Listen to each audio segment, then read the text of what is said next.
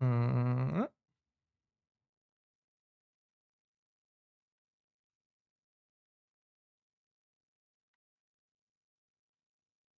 Hello, Penguin.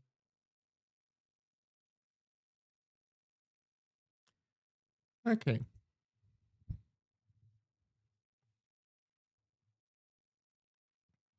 Demon. Hello. Oh, Demon. Good evening. Good evening to you as well. Uh, uh, uh, uh.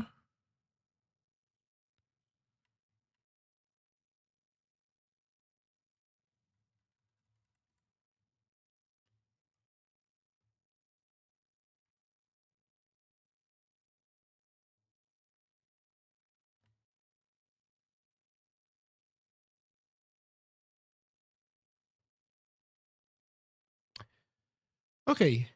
So I'm getting tea ready. I'll need some minutes. So this is the stream getting started phase of the stream.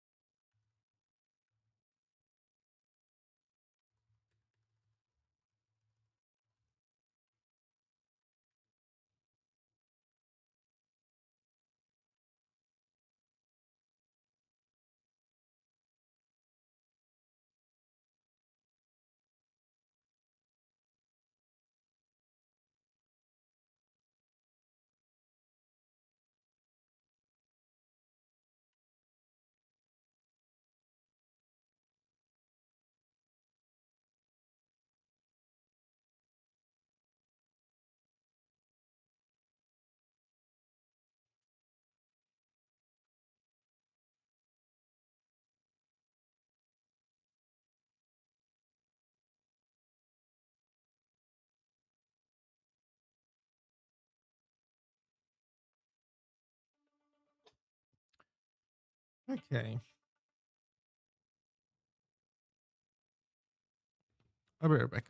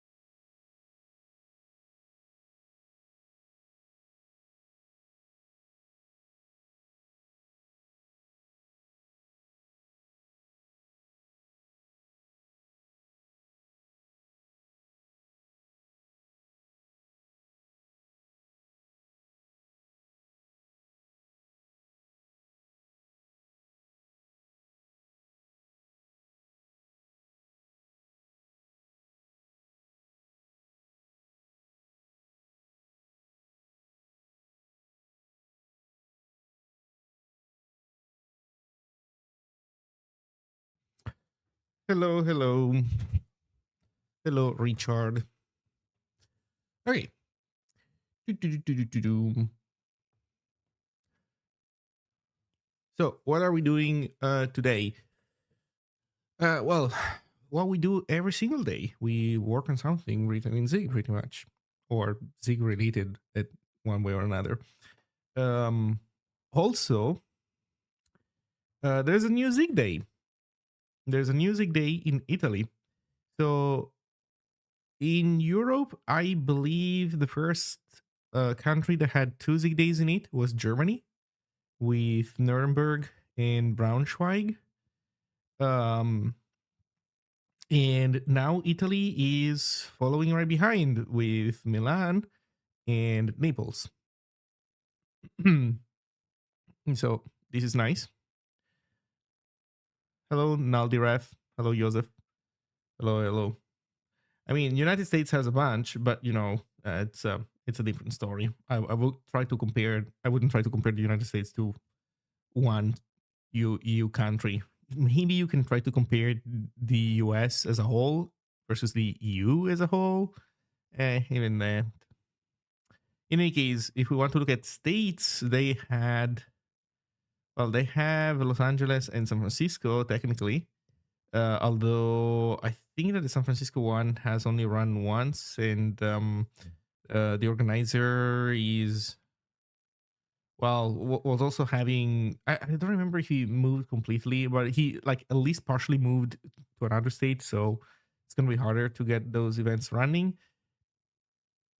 uh there is Portland and Seattle, but those are different states. One is Oregon, one is Washington. So uh close but no. And yeah, that's kind of it.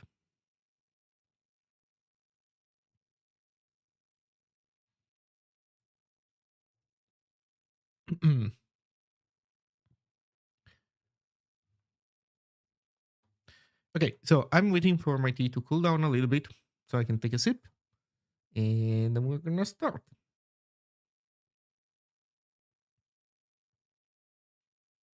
Hmm.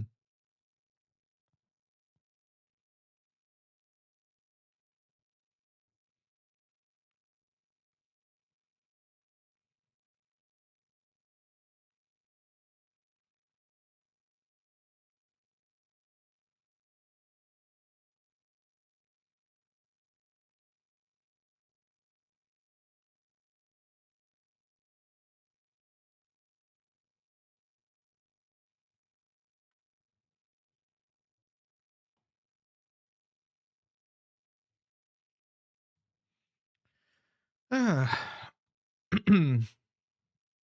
Let's see what's happening on Hacker News. Gen 2 Linux 2025 review. Happy 50th birthday, Kim 1. Wait, what is this stuff showing up? Oh no, it's my fucking browser trying to give me AI bullshit. Even showing text slow as if it's being generated by AI.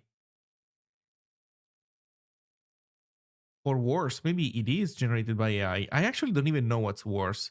Is it worse that it is actually generated by AI, or is it worse that the UI slows text down to make it look like it's AI? What a time. What a time to be alive. Um, Put JPEGs in Super Smash Bros. And Kirby Air Riders. What?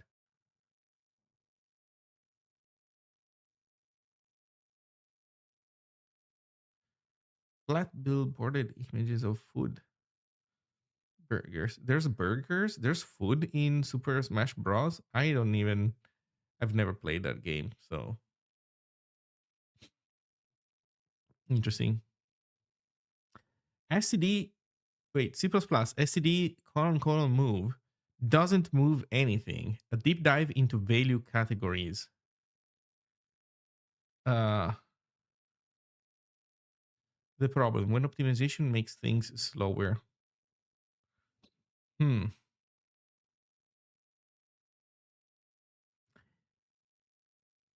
You write something that looks like perfectly reasonable C++ code. Okay, I'm lost already. Next, next entry. Uh, wait. One of those day things is like 20-minute walk from me. That is neat. Cool. Although, be careful to Recrypio because so if you look at Zig Day locations, like for example, let's pick the one in Milan, or like if you look at the location itself, it is centered around the city hall. So if you look at where, like for example, this is a pin that represents the Naples Zig Day, or I don't know, let's go to Germany. This one represents Nuremberg, and it just centered. It's just saying it's in Nuremberg. Then if there is a specific event, for example, if you live very close to the Nuremberg train station, then yeah, then yeah, these are locations that physical locations where the event is actually going to take place. So if you live near here, do come. Zig Day Nuremberg is pretty good.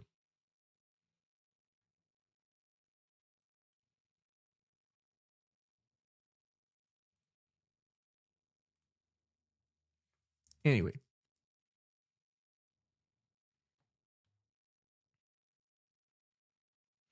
okay, so tea, still a little bit too hot. But so if you've never been to a Zig Day, setting aside the Nuremberg one specifically, I don't know why I was looking at that one because that's the one that I'm going to next. But if you've never been to a Zig Day, they're pretty good. So try them out.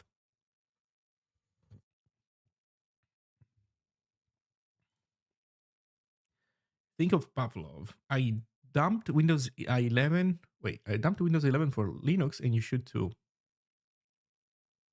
Man, the year of Linux desktop is finally going. It's finally coming, and it's all thanks to Microsoft. Linux has to do literally nothing. Every single Linux distro could just freeze development and just wait. Just wait for Microsoft to keep making Windows worse than Linux. What can I say?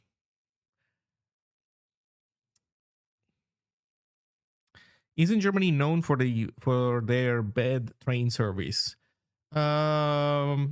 Germany is kind of known for that, yes. Deutsche Bahn does not have good publicity. They do fuck up a lot. So, yes. I'm going to Germany by plane, not by train. So, um, not everything is bad though. I took a train from Stuttgart to Frankfurt, Stuttgart here to Frankfurt because I was taking a return flight from Frankfurt because I couldn't find a return flight from Stuttgart. I don't remember why. At some point I did that. And the train from Stuttgart to Frankfurt was absolutely perfectly fine, like 10 out of 10. That said, that was just one train, so if other people suffer horrible problems, that's a different story. In any case, the Nuremberg Zig Day though is good, but like regardless or despite the train stuff.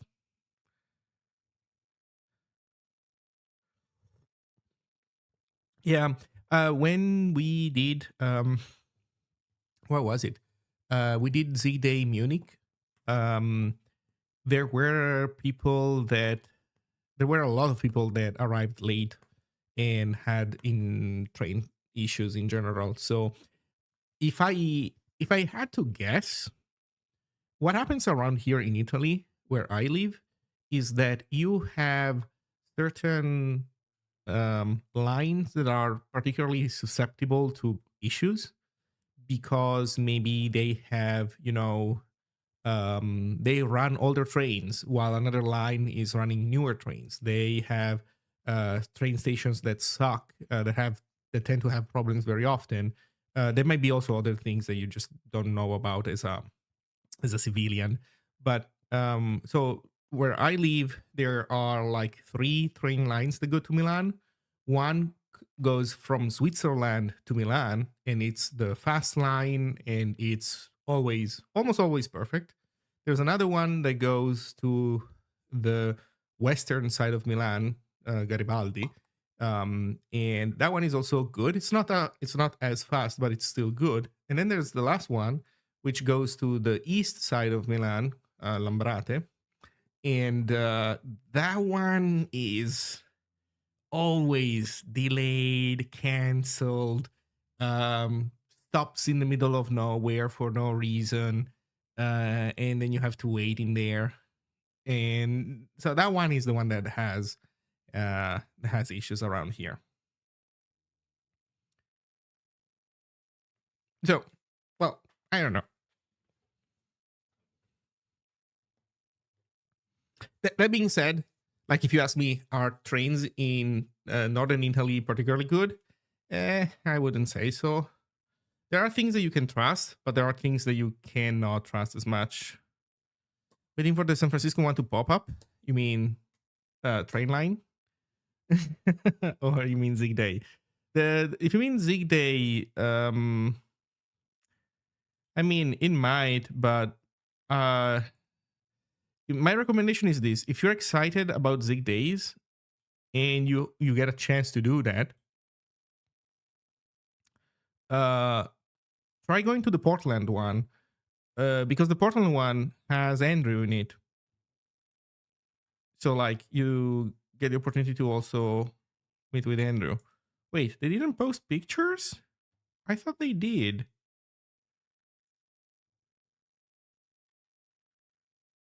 I thought they did post pictures. Oh no.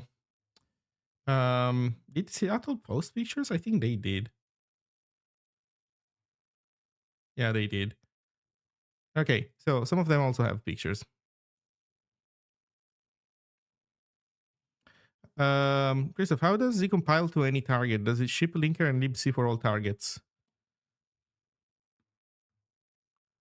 How does Z compile to any target? Well, you mentioned 2 components. Yeah. The compiler itself also knows how to generate machine code for different targets. So the way it works is this: you write your program in with Zig. When you want your program to run on different targets, so different architectures and different operating systems, the language has to know about those. Has to know what, at a high level, how to interact with the target operating system. So, for example, you want to be able to open standard out open access standard out on a given operating system. You have to know how to do that. What's the syscall to write to it, for example, and what is the file descriptor number, and or how to get access to it. So long story short, at a starting point, the language itself needs to have information about those targets in the compiler, and that's something that Zig has. Then it needs to produce machine code that works for that target. That is done by the compiler itself. Although in the case of Zig, the answer is more complicated because there is a LLVM backend. So when you're making a release build, you are using LLVM. So that means that Zig generates LLVM bit code. So it just generates data that LLVM likes, that knows how to interpret. And then LLVM it's a big compiler library that knows how to produce machine code for a bunch of different targets, and it can also do linking. LLVM comes with a tool chain to do linking and related things for given targets. That being said, we do use our own linker, I believe, for pretty much everything or close to everything. And you can also make an executable build that does not use LLVM. So you can use our native, our custom backends to produce a debug build of an executable for, I think right now it's x86-64 Linux. I don't think the ARM backend is online. I actually haven't checked it in a while, but in any case, these are work in progress. They're not 100% yet there yet. But if you're using x86-64 Linux, then you will 100% already have a chance to use them, and you will see that it is significantly faster to generate an executable that way rather than using LLVM. And yeah, so about libc. So does Zig ship a linker that can do everything? Yes. As for libc, yes, we do bundle a bunch of libcs. But it is more complicated than just bundling a libc for all targets, because we bundle libcs for, we have glibc, we have muscle, but for example, for Windows, you don't have the whole libc because the libc is provided to you as a dynamic library. So we have header files for it, but not implementations.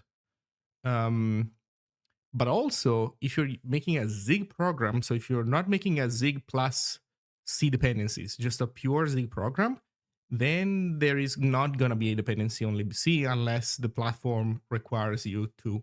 So for example, on Linux, a Zig Hello World doesn't link against libc in any shape or form, because we have in the Sonar library all the code to execute syscalls on Linux. On Windows, I believe we also do not link libc normally, because I might be wrong actually, but in any case, Windows is more complicated because libc is not even the native interface, and so you can kind of bypass it if you want. And I don't know if we actually depend on it. And also, like, what does even libc mean? I think, you know what? I don't even know what libc is. Is that NT?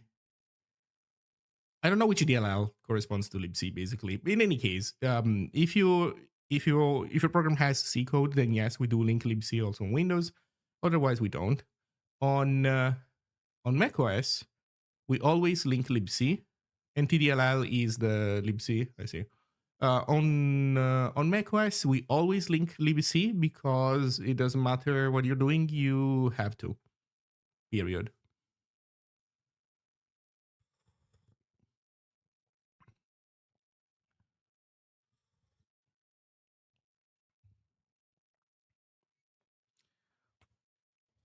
So yeah. Okay, let's get some code going. So what are we doing here? Yesterday, I've implemented the basics of permissions. So the idea is that you have users and you have roles. So for example, here's the default roles that I've defined for now. So owner, band, admin, and moderator. And then there's a table that connects users to roles. And then there's a table that defines user permissions and role permissions. So these are basically the same thing, except that one defines permissions on users, the other one defines permissions on roles. And the idea is that you have a set of default permissions, and whenever a given role or a given user deviates from those default permissions, then we add an entry in here. And we were able to make a server yesterday that denied login to the owner account because we got into the database. We turned off the ability to authenticate to our admin owner, to our owner user, and yeah, and then we got we failed successfully. We successfully failed to authenticate because of that restriction. So I guess now it's a matter of all roles are also users. No, Now, the way it works is that you have user permissions. These are permissions that say, like, can you authenticate, for example. Um, this one will say user Christoph, user with ID 0, cannot or can or cannot authenticate. Well, since you implicitly can authenticate, it will not have an entry if you can authenticate. It will only have an entry if you are denied authentication. So, so the point is that the column here is users. Then there's another table based on roles, and to go from a user to the roles that it can have, a user can have more than one role, and then to its permissions is drawn through this table that connects a given user to a given role.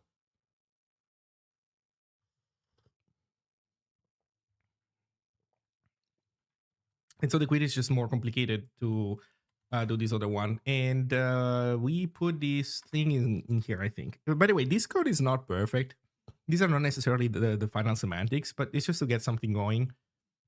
So the idea is for example, here we want to be able to evaluate a server level permission for a given user.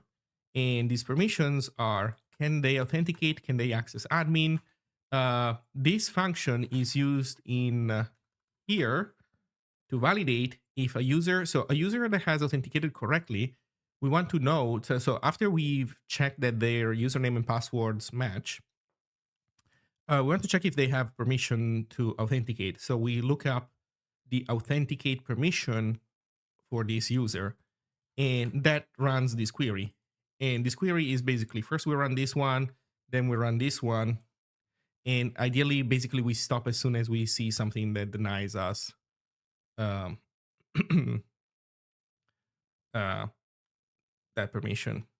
I'm simplifying this a little bit because this is a permission that is available to you by default. This also works for permissions that are denied to you by default. In any case.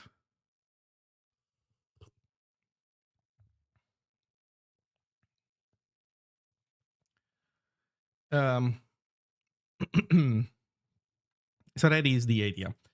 What else? Well,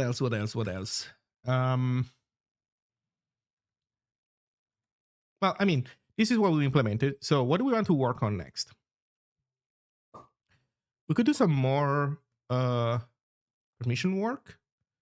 So we could try to add, create a permission for other stuff, and then, I don't know, allow or deny it, that kind of stuff, and see what happens. But there's another type of work that I want to do. There's a tiny thing that has been annoying me for a while, and I think I want to have a tiny little piece of instrumentation that is currently missing in my server.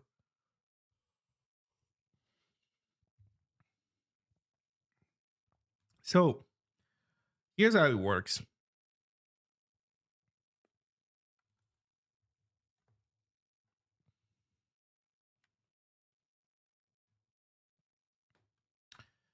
Here is how it works. In run, here's what happens.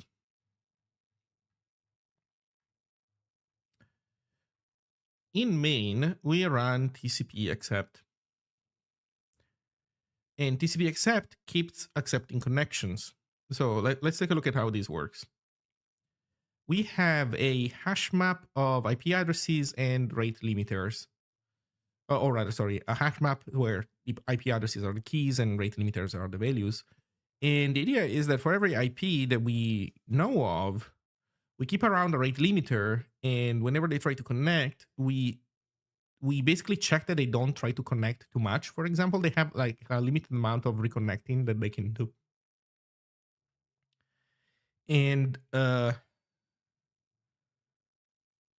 And if they exceed the rate limit, we just ban them. Basically, that's the idea. We emit a log line that should ideally inform fail to ban that it's time to ban this account, this IP address at the firewall level, or yeah, either firewall in the OS or some other cloud thing that is configured to be managed by fail to ban.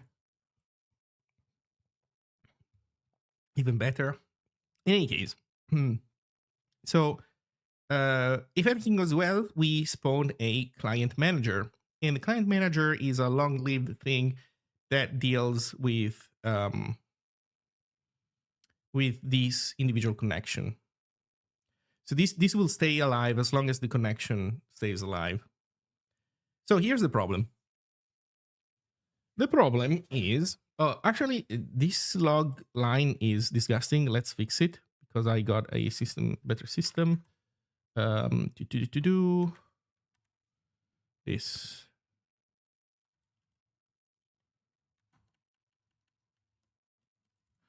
Okay, because basically I kept renaming these functions and log lines would never update. And so now I'm just using at source function name so that I can log the function name. Even if I rename it, logs don't go out of sync. But most importantly, here's the problem.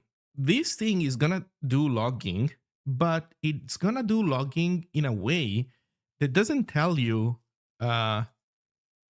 whose client manager is doing this printing. So basically, what I would like is for this, look at what gets printed. We have debug server, new connection, and then checking out permissions. Like these things, these are all coming from, this is the old name of that function that I just fixed. So these all lines come from client manager, but they're not prefixed with the IP address and the username after authentication of the user that we are logging. So like basically you will see a bunch of these things one after another, and you won't know which corresponds to what, and it just sucks. So I basically want a logging abstraction on top of normal logging that allows me to do to prefix log lines with an IP address and a username. Basically, that's it. It's nothing too complicated. It's actually very silly, but we just never did it. So it's time to do it. So how do we do this? I think that it is something that we can define in here. So we want to make basically a logger for this guy. And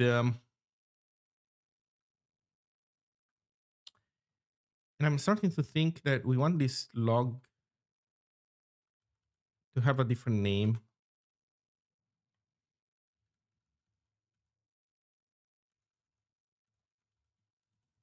Okay, I'm going to call it server log. And in here, we want to do this var log equals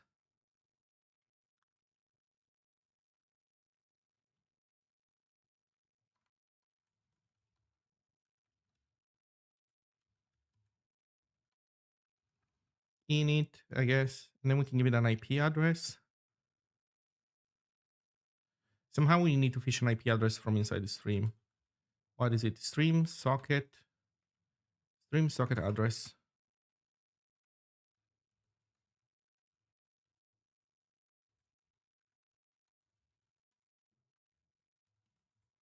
Okay. So we need to make a log.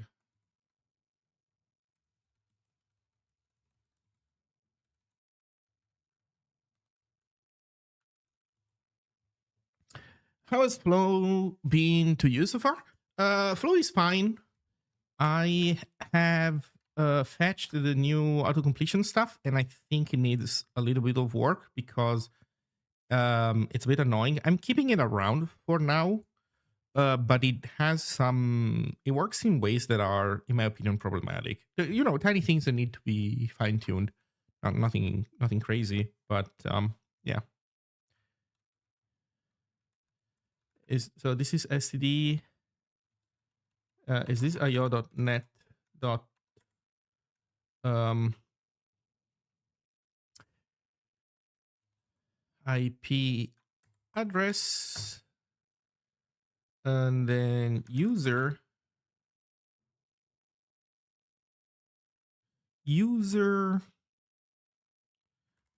d2 dot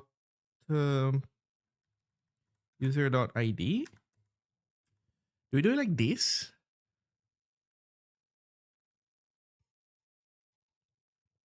Or do we point at a string?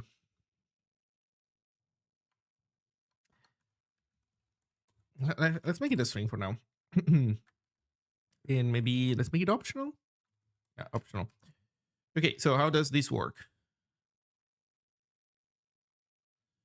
Um,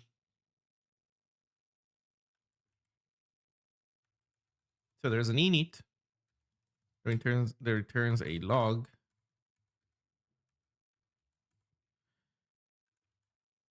Like for example, here I put a dot because I want to do return dot something, and it's like, what the fuck is it doing? Why is it suggesting stuff? It should not be suggesting anything. This is wrong.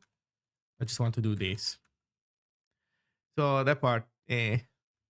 There is a drop down menu system, but it crashes on my computer. So I turned it off. I turned on basically these like separate menu system, but there's also a small drop down where the cursor is. That might be probably less intrusive, but as I said, it crashes on my computer. I need to show a repro to Neurosite.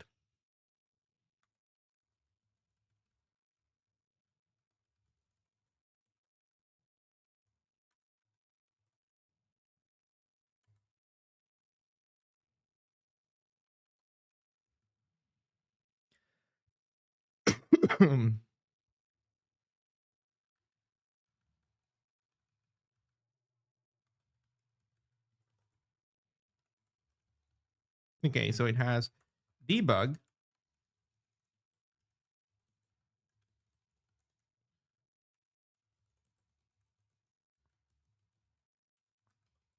and a bunch of other ones, right? So it has debug, has info, it has error or R. I don't know, there might be more. I just remember of these ones. So that would be basically using server log dot debug for this word. Hello, Matt.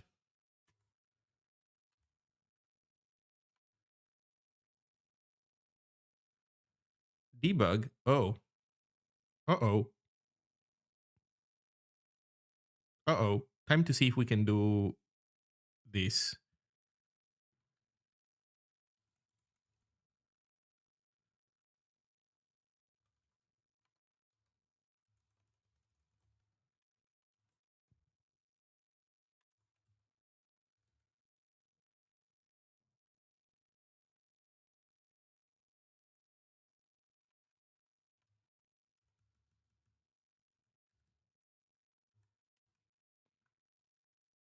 Something like this. So we can do fmt prefix plus fmt, and can we do this? Can we just do, can we do tuple concatenation? There's no reason why we shouldn't be able to, right? Oh, yes, you can. Oh my fucking god. Nice. Nice. Man, I love this language. Nice. So that means that we can do we need self.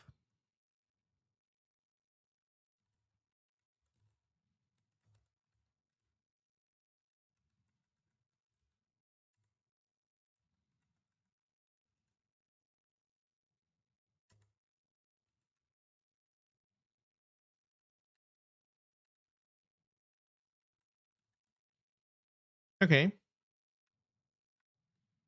I think that's kind of the idea. So I guess I'm gonna copy these fuller implementations. Um So if this all works, then we have created our tiny logger with context.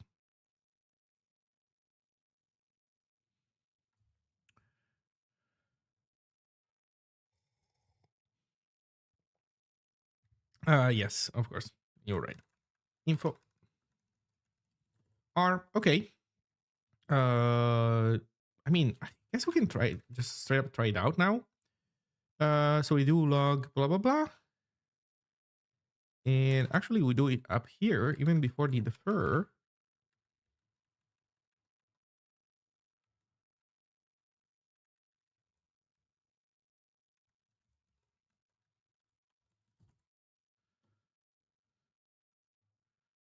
Okay. So now in here, instead of doing server log, we want to do log.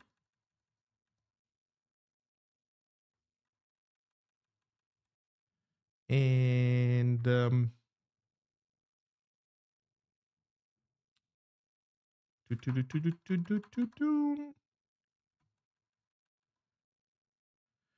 we also want to pass it around because this logger needs to be passed around to everything that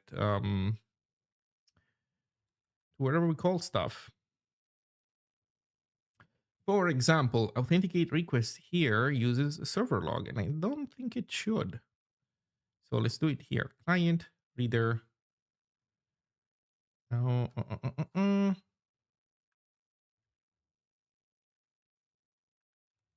Log.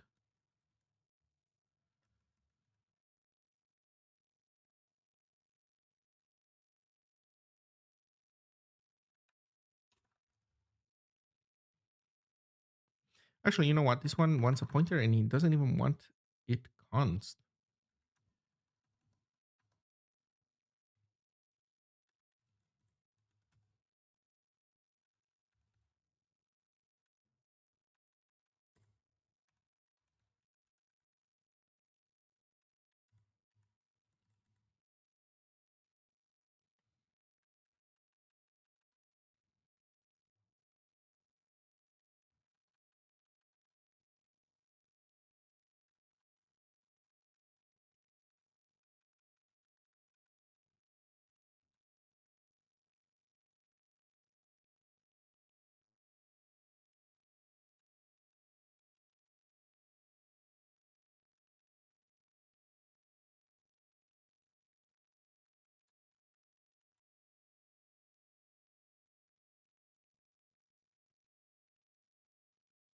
Okay, just to get started. Then we need also to pass log to these other guys, but just to get started, let's see what happens.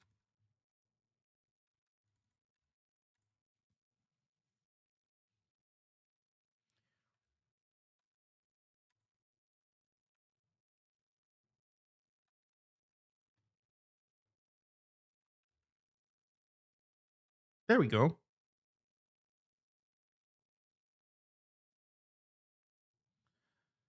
I don't love these null. I don't love the fact that we print null when user is missing.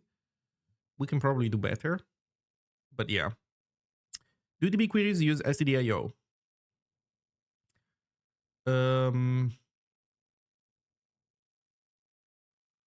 No, they do not.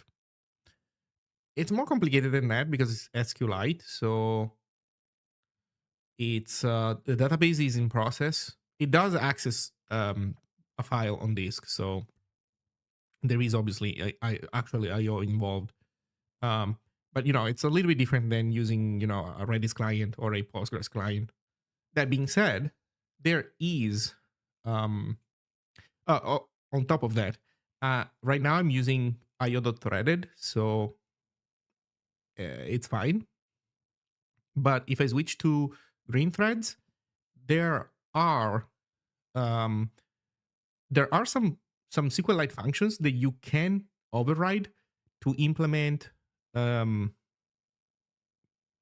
basically make SQLite able to do context switching and stuff like that. So I would be curious to see if those things can be used to integrate correctly with the Zig event loop.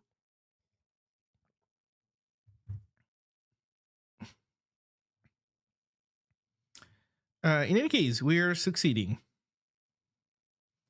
I have to say, these IP6 addresses and the fact that they come with their own set of square brackets, that kind of sucks with what we were going for.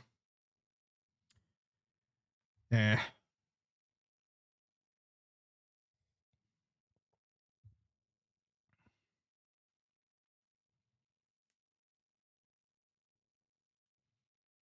Let's make it a little bit better. So here's what I would do. Let's not do square brackets.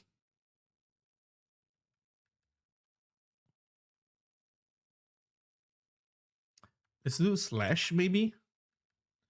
And let's make it that also an F. And this, instead of being an optional thing, becomes a union. Hmm.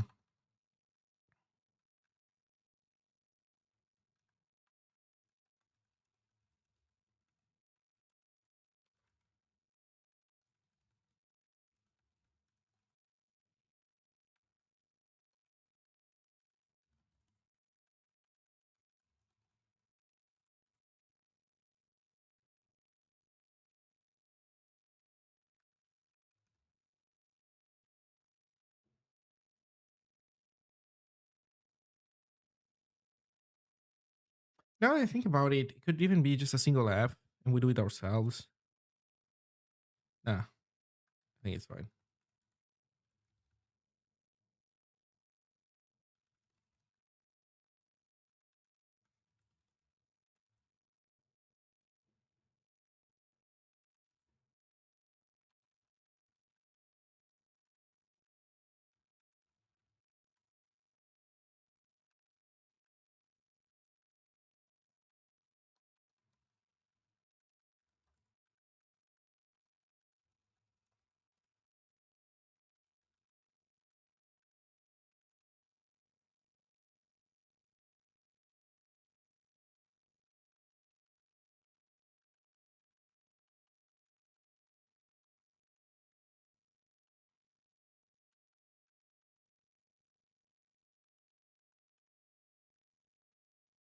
Hmm.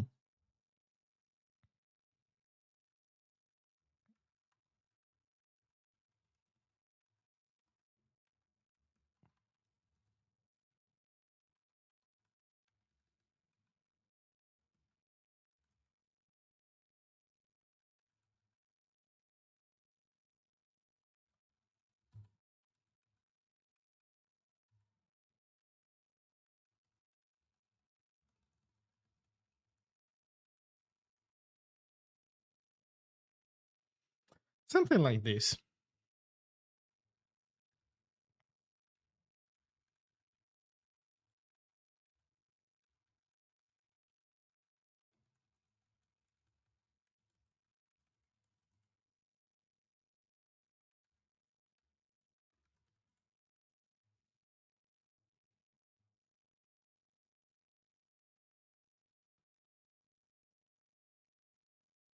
No, this guy pooped itself?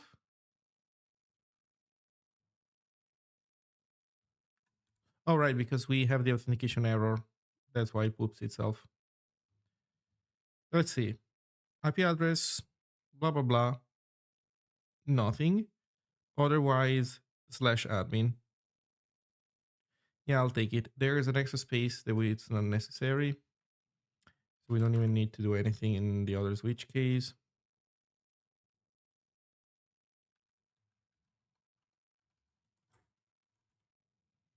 There we go.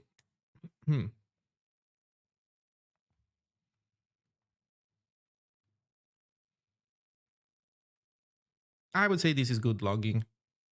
We can probably do something even fancier if we want to. Like we could try to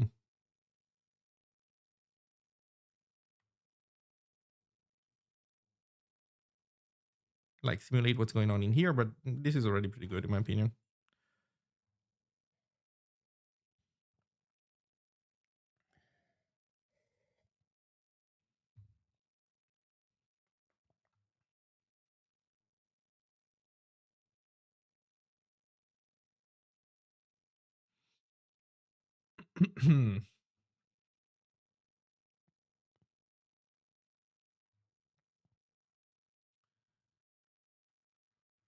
Okay, let's give this to.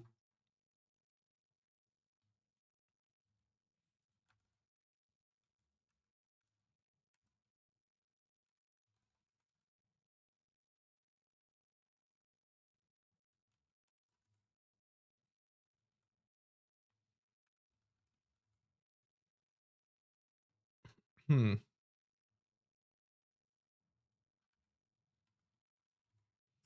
Let's start giving this to this guy. Or wait.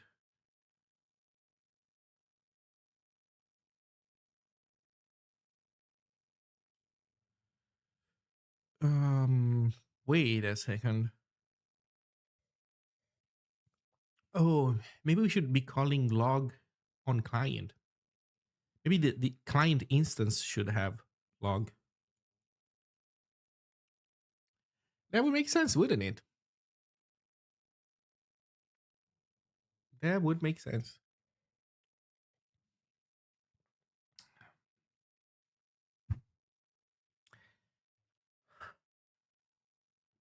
That would indeed make a lot of sense.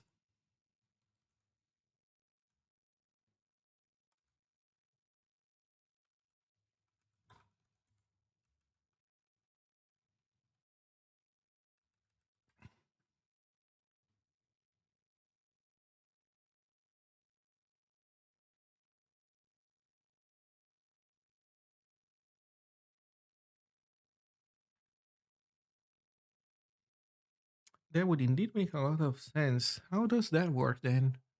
You do client.log as a field, as a function, or we just give login methods to client. Maybe that is the solution.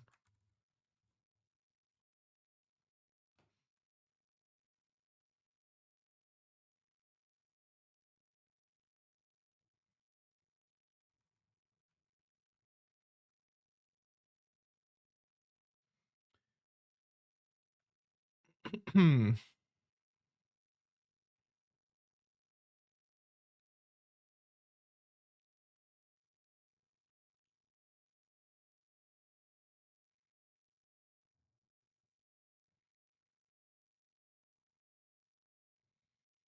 Hmm.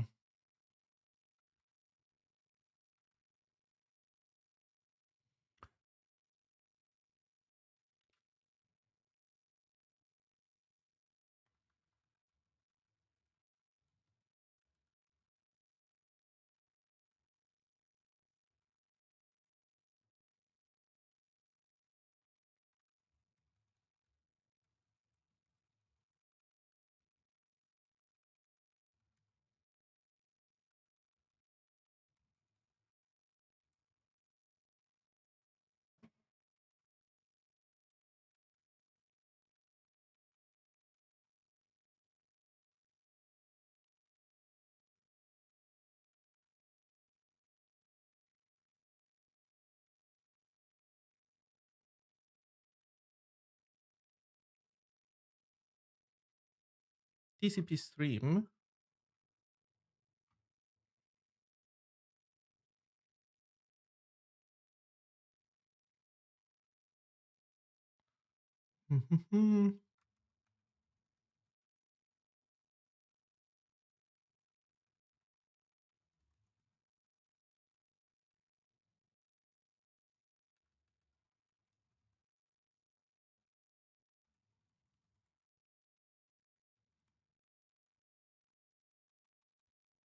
Let's see how it goes.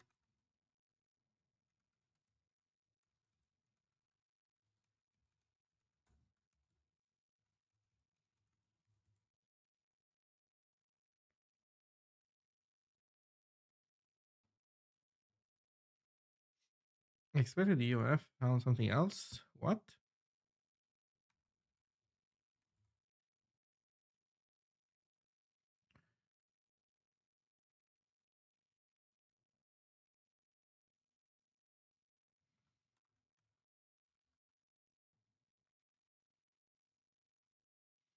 Oh no, capture regulation of error. Ah, fuck. Fuck.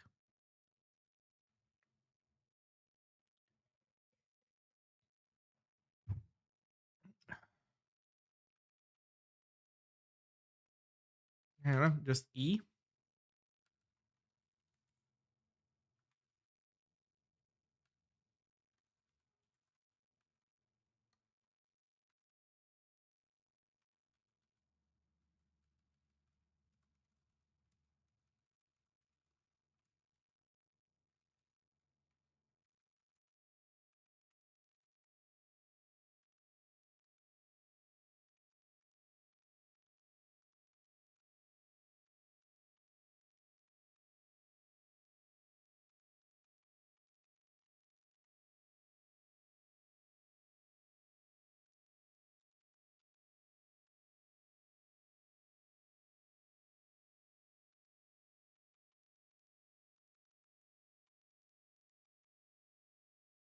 I think the fact that client is not a logger kind of makes us want to somehow namespace those functions. I think we should namespace those functions like log debug, log info.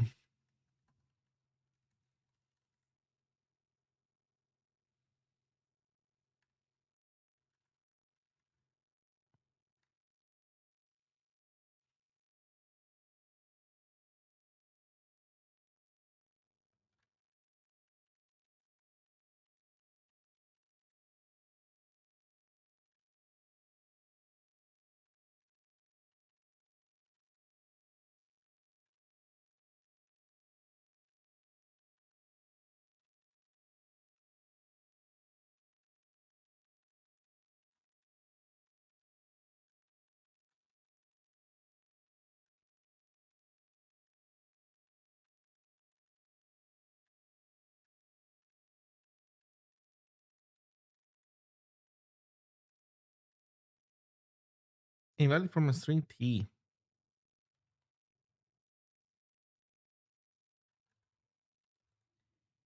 We might be missing a question mark.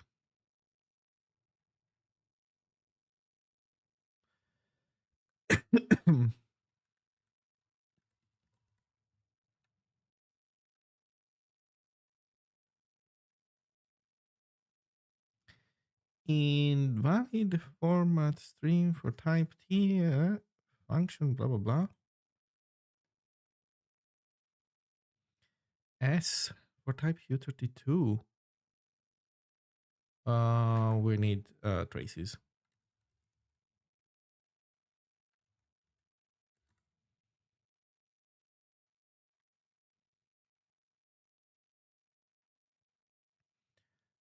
For type U32.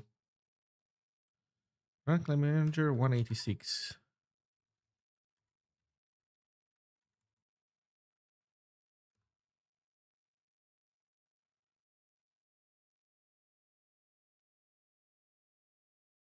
Huh?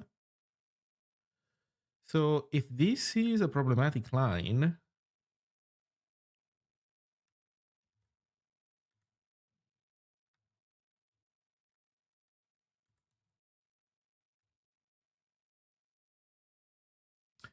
yeah, then it means that we messed something up.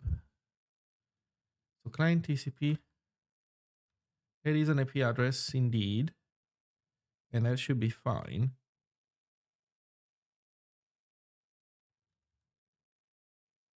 Yeah, there we go. This is the problem. This is not a string. This is a user ID. Oh, well, that sucks. That sucks indeed, because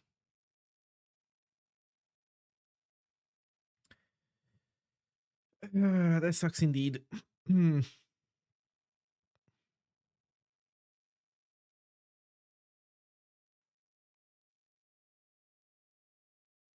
mean, we can print the user ID instead of the username. That is fine.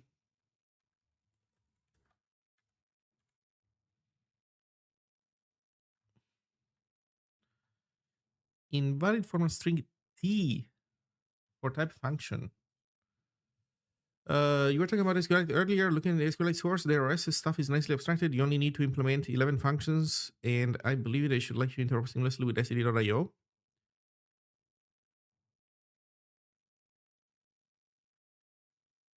Hmm. I believe there was an even smaller subset of things that you could override in some cases. I don't know if you saw that, uh, and your point is that that's not enough.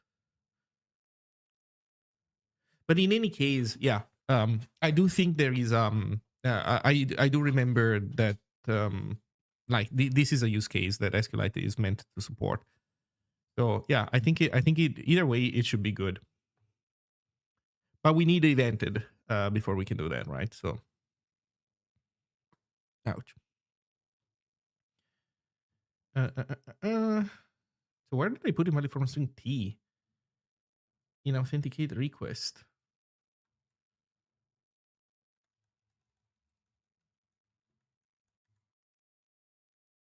Oh,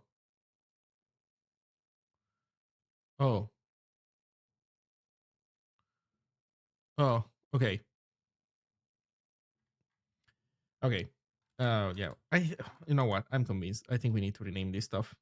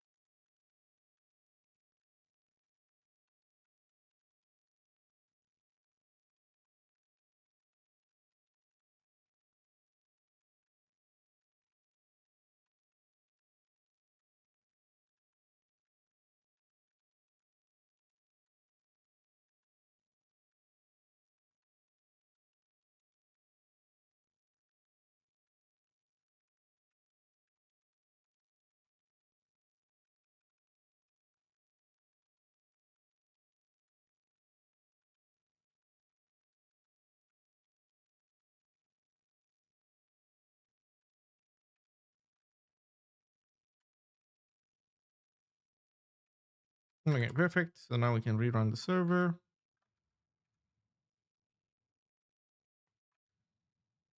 Rerun the client. And yeah.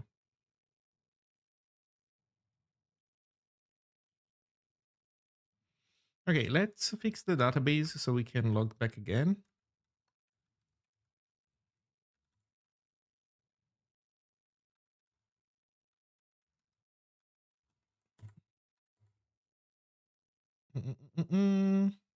There's a truncate table thing, right? Or we can do delete from user permissions, and that's it.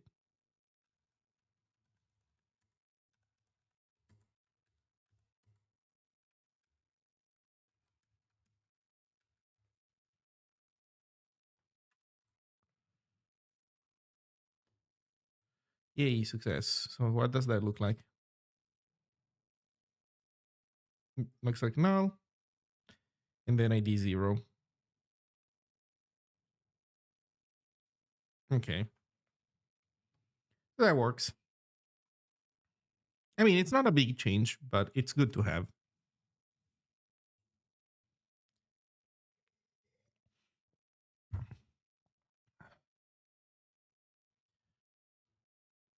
Okay, so now that means that in here, we want to stop using server logging, but we want to use user logging.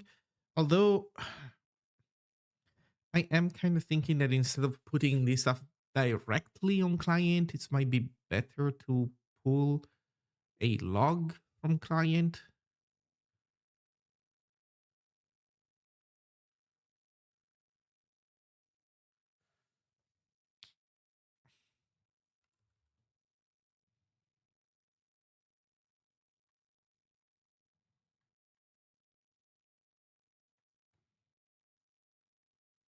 Hmm.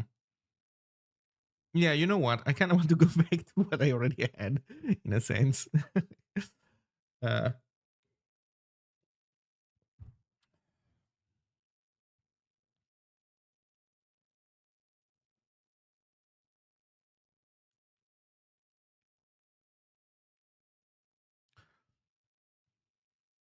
so it would be like this: pub function log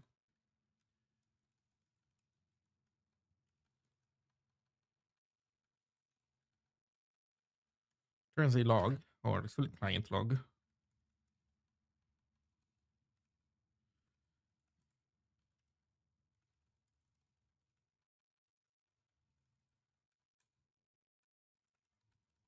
Something like this.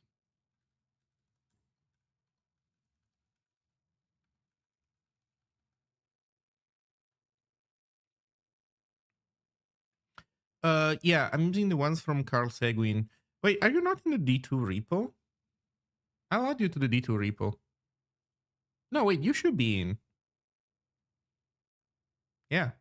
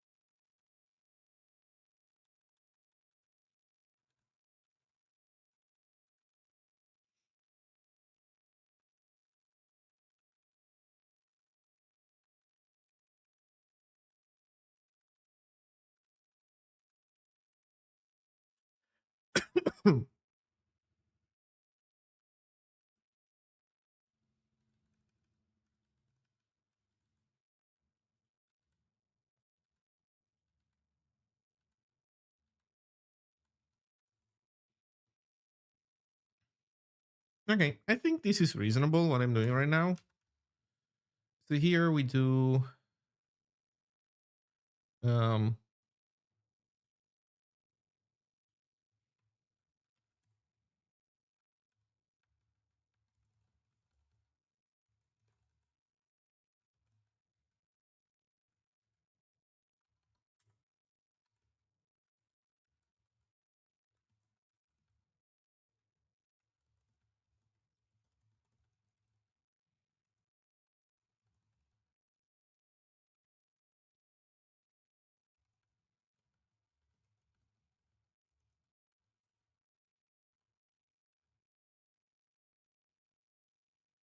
say logger, let's just see say logger for user specific operations.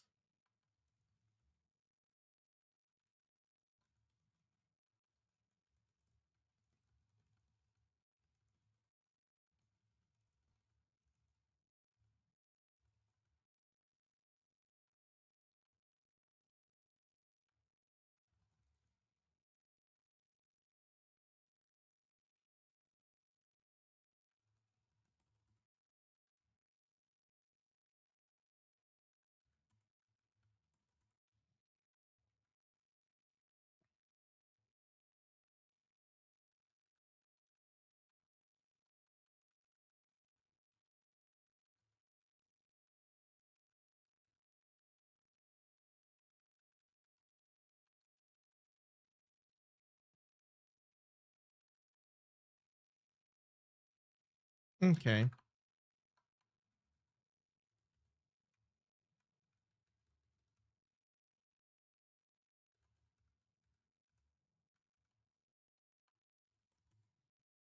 There we go. So run client TCP read. I guess we too do this again. That shouldn't be a big deal.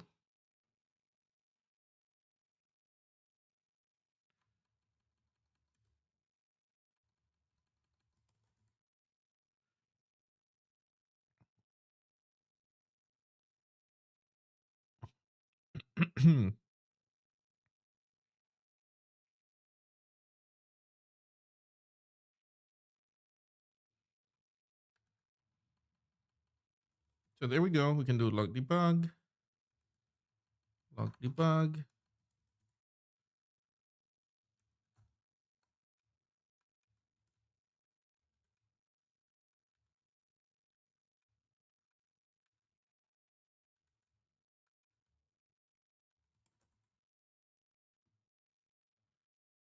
Okay.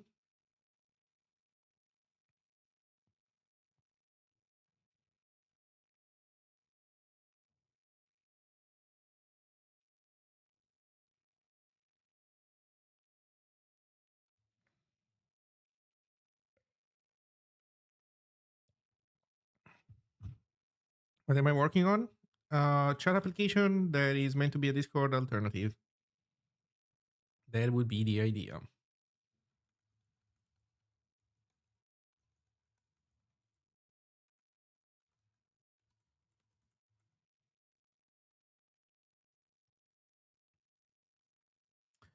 Local constant shadows declaration of log. Oh shit, because we are in the client itself. Well, that does suck indeed. The client itself has a log method, so I can't call the logger log if I want to call the logger creation. I can rename the other thing to scoped log, for example. I think I want to keep the name log free for me to use. Uh,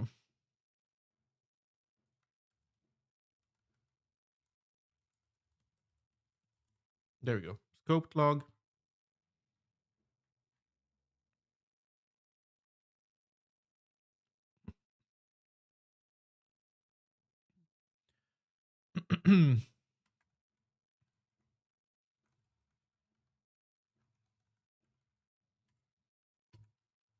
So there we go. We can do this.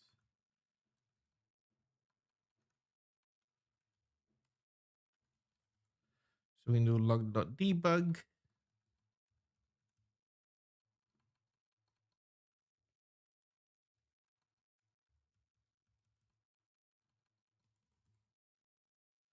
Log.debug. Do-do-do-doom.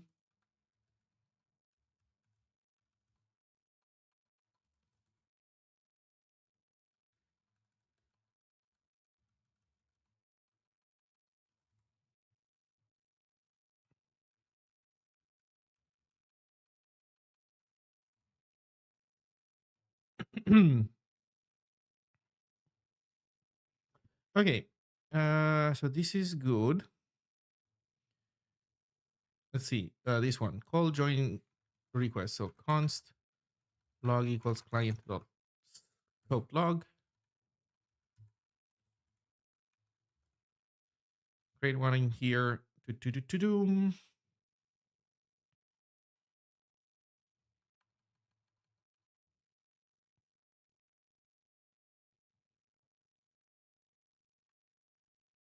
That's it.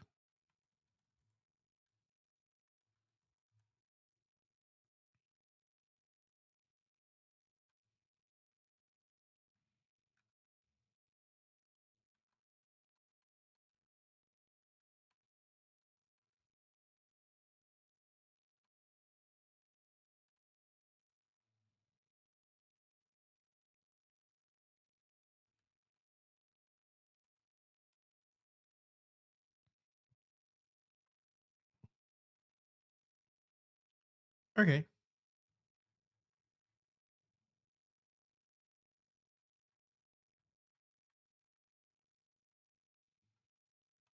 So call join request done. And message done. Channel create. Channel create not done, but also has no logging. So for now it's fine, I guess. Okay.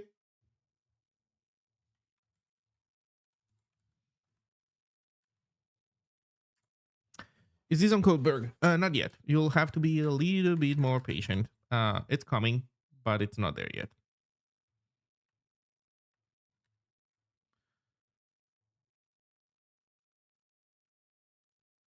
Also, it's horribly incomplete, just so that we're clear. So this is fine. Run client TCP write started. Why is run client TCP write started not collaborating? Oh, because I did this guy, but I didn't do this guy. So let's go do that guy. And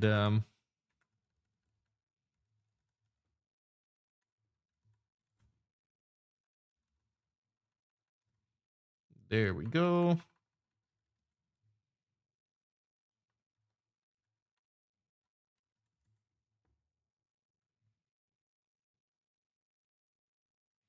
There we go.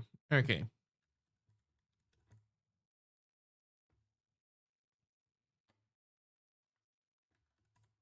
Let's see how it goes now. There we go. Now we are showing this information everywhere. Awesome.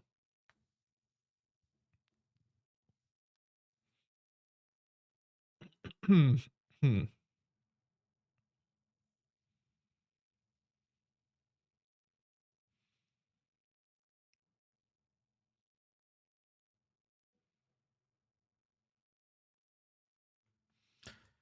Okay, I think that the last change that I want to do to this logging stuff is uh to, to, to, to, to, to, to,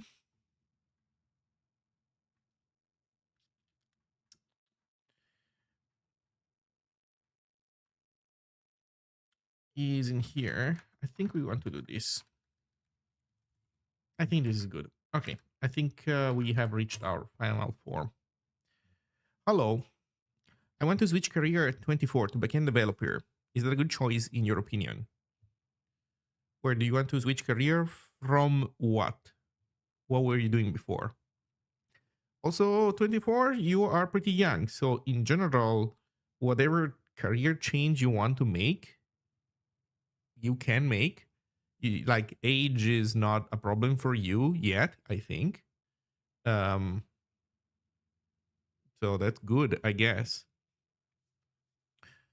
If you want to become a backend developer from, I don't know, not knowing anything about software engineering, like I don't know, you studied philosophy or something, history, poetry, psychology, I don't know, um, and you're switching to software engineering to become a backend developer, is that a good choice? I don't know, potentially yes, maybe. I think software engineering is becoming less of a good career uh, as it was before. Like before, it was a clear cut. Well, no, I'm being too optimistic. There is a lot of request. There used to be a lot of requests for software engineers, although a good number of those, like the majority of them, were jobs where you basically you would work in a consultancy firm. You wouldn't have a particularly stable job necessarily. You wouldn't have a ton of job security. You wouldn't make a ton of money. But there was a ton of these jobs. I think that now that market has been completely messed up because of what's happening with AI. um so I think that now finding a software engineering job is not as easy as it was before, especially if you are not an expert. Like if you're an expert software engineer, I would expect that you are still fine. Like AI shouldn't have changed much.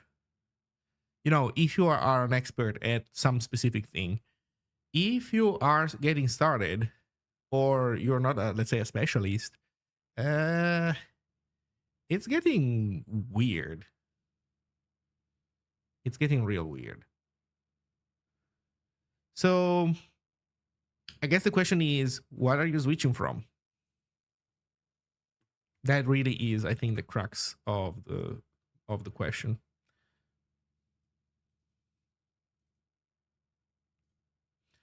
Okay, so well, we got this tiny piece of logging going for us, which is good.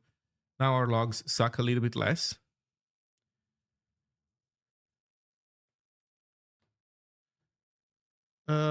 What do we want to do next? Huh. I don't know. We can continue working on permissions, maybe. Oh, you know what we are missing that we are supposed to have, but we definitely do not have currently? Guess what? We have on our CLI, we have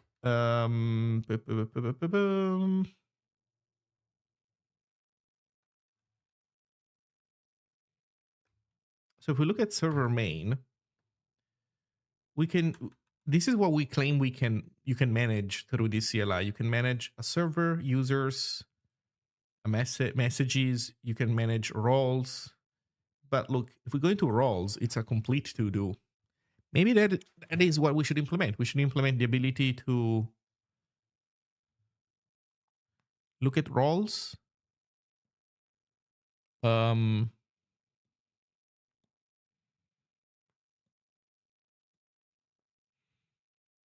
change their permissions, maybe. Give them to different users.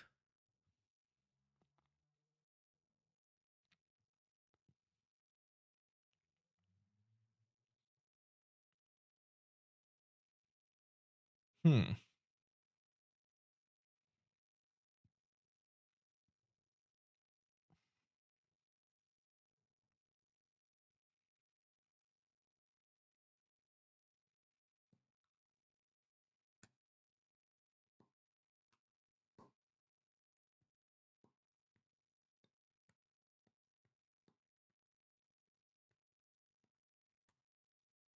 Well, let's start working on this.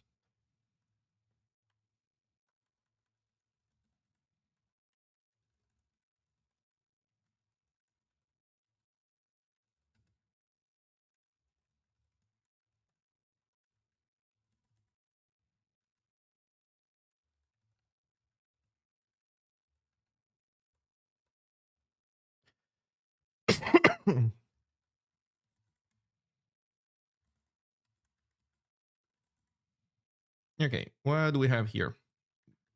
Usage, D2S, role, command argument, add, edit, delete, list, show roles.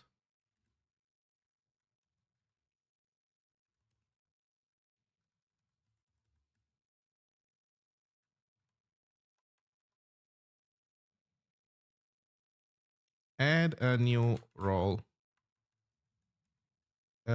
Edit a role. That would mean either editing its name and stuff, or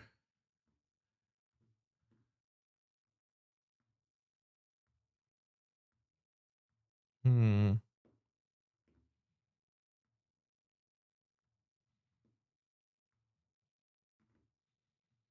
No, I think it's fine. Edit a role, delete a role,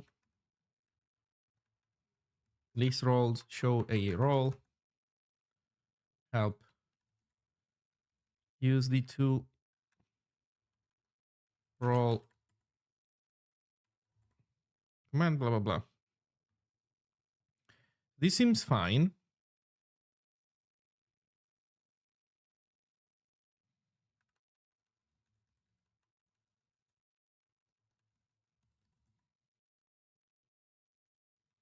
There's no ban.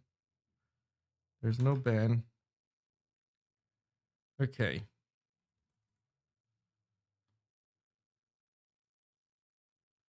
Is there a role directory?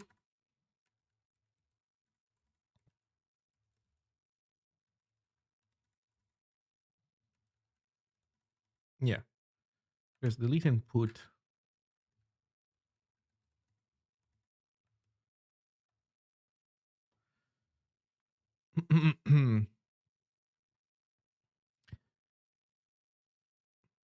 Is there a good way to deal with cleanup in case of a panic, like integer overflow? Building a TUI, and I want a good way to ensure that I can unset row mode and keyboard, mouse, event modes, blah, blah, blah.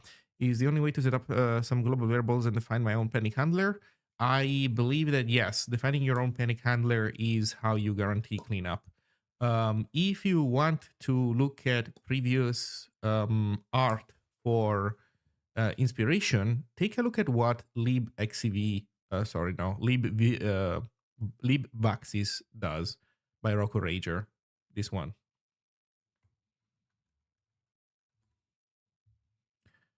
I think that most probably libvaxis has an implementation um,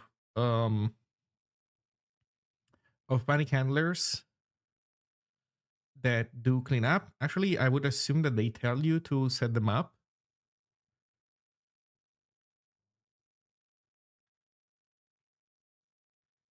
I would assume that they tell you to set them up. Do they not? Maybe they don't. Maybe I'm wrong. But in any case, yeah, I would say that the panic handler is the right way of doing that. Is there a plan for the tech stack there? Yeah. Zig, SQLite, Opus for voice compression. Um,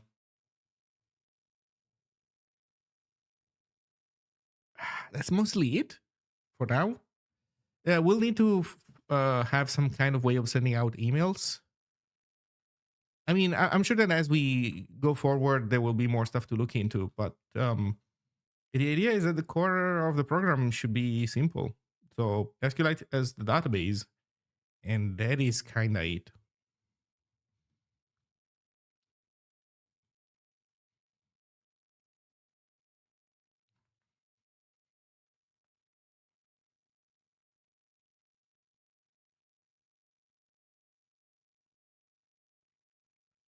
Will this project start to be a favorable alternative to Matrix and Zulip for some use case?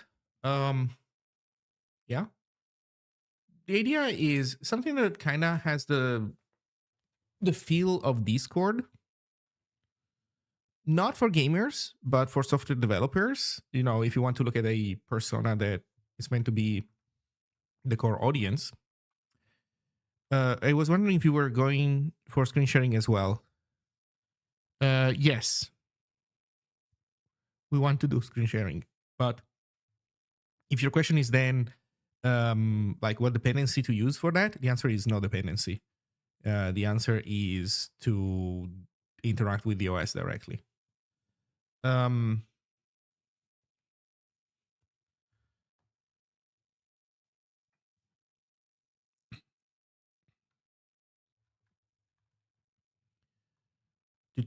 So what was he saying? So yeah, it's meant to be kind of like Discord. So voice calls, screen sharing, multiple text channels, sections, dividing text channels, channels in general in sections. Maybe some other kind of channel that Discord doesn't have, but nothing crazy. Maybe a variation over something that Discord has, just slightly different semantics based on what we need and care. For example, I don't love threaded channels in Discord, but you can just make a slightly different version of that works better. Um, that kind of stuff.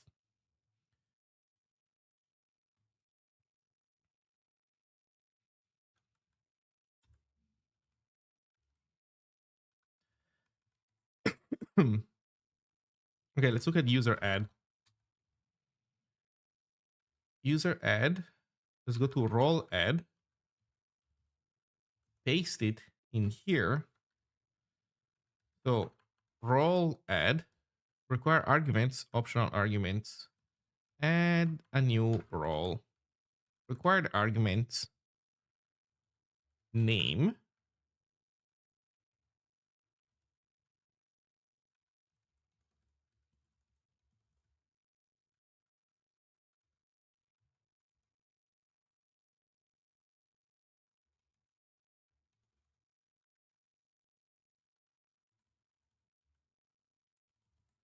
I guess we want to give it name and whether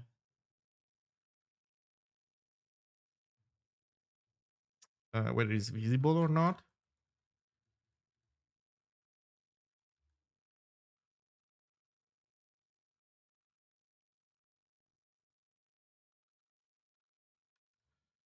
Okay, what are the optional arguments in here?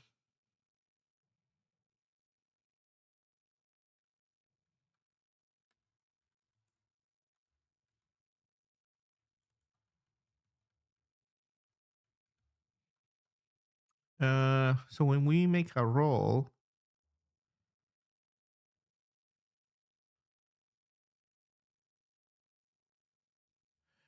uh, there should be probably some flags that give that grant and deny permissions. So something like grant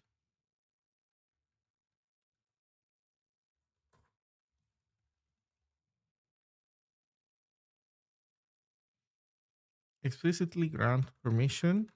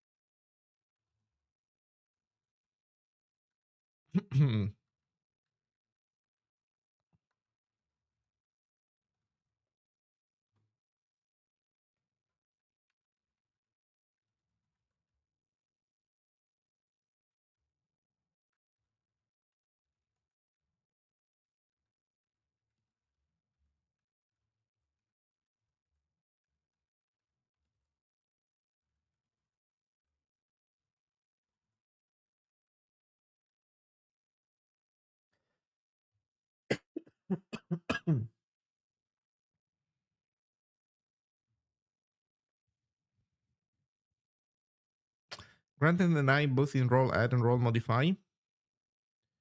Uh, why not?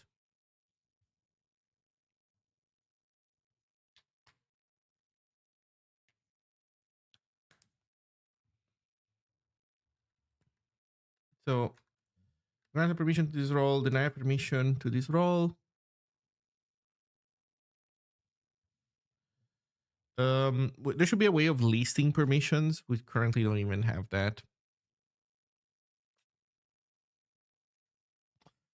Oh, you know what? Also, it's more complicated than this because you can't just say you're allowed to do this, you're denied to do that, because that works for permissions that don't reference resources. But um, some permissions require resources.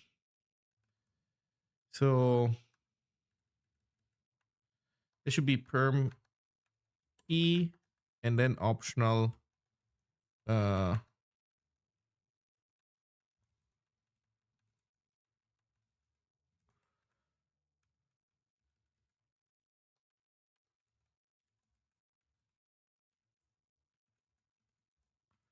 needs to be something like this.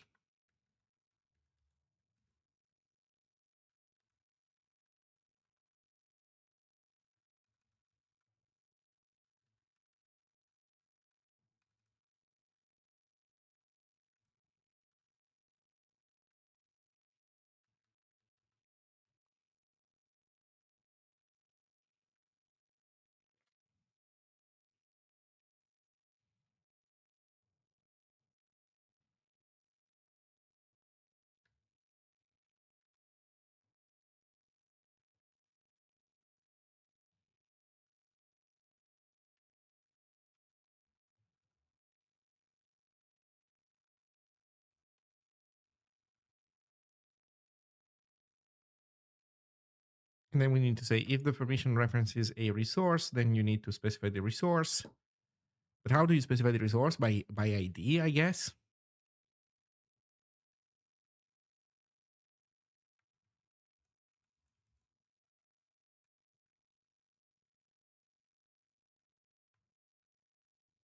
Yeah.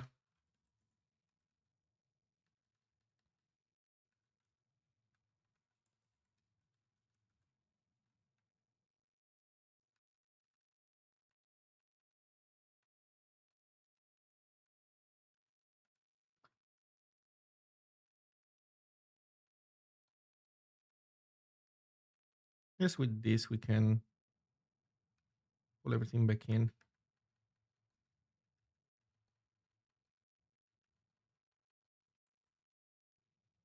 Something like this.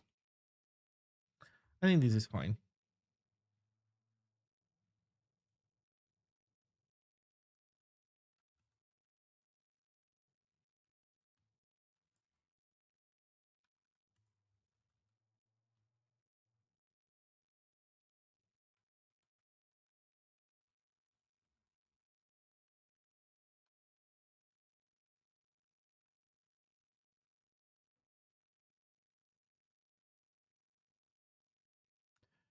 See you, Dr. Teufel. Hmm.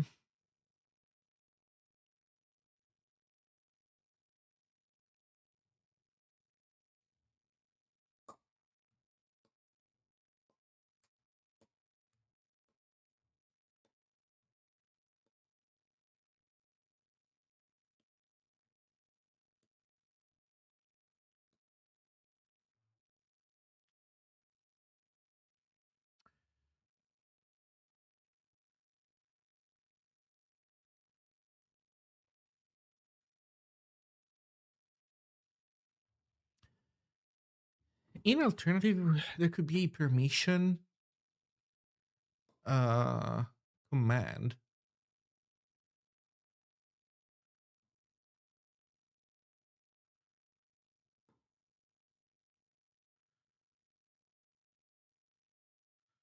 No, I think it's fine to be part of add and edit.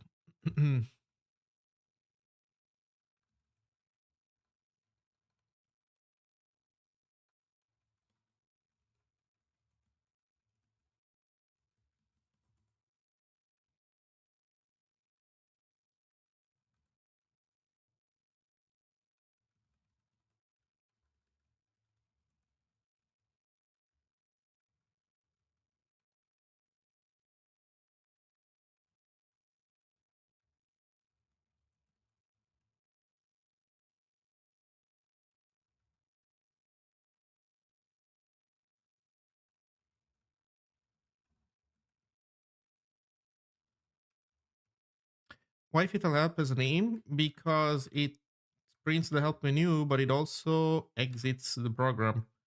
So I'm calling it fatal because it's a function that has, look at the signature, the return type is no return. So it's a function that you don't return from. And that's why I call it fatal.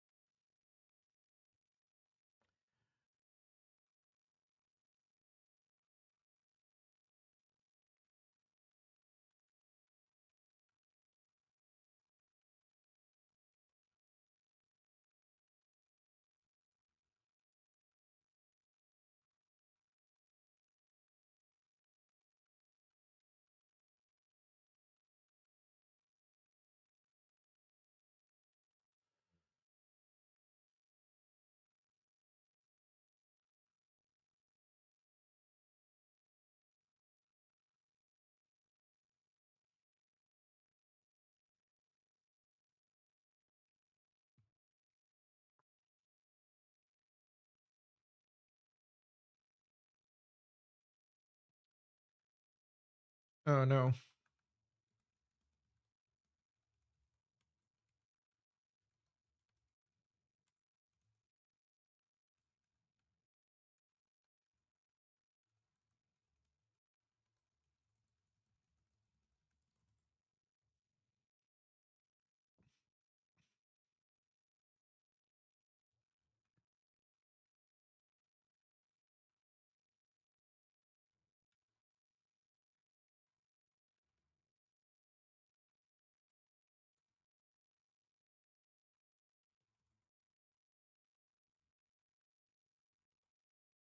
Are there any usable ORMs in Zig at the present, or do we just raw dog SQL?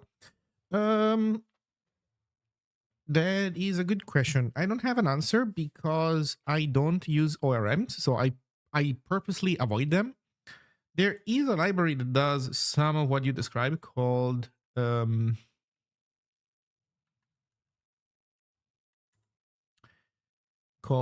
SQLite by V. Richman. This one has a bunch of metaprogramming to make it easy for you to map queries to your types back and forth.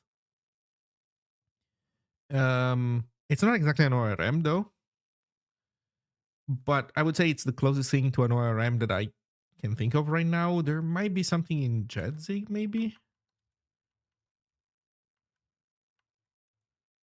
I guess my point is, do consider there's some space between raw dogging SQL and ORMs. And I think that there are some interesting sweet spots in there that are underexplored. So my recommendation would be to not necessarily look for a full ORM and see how far you get. Let's see. jQuery.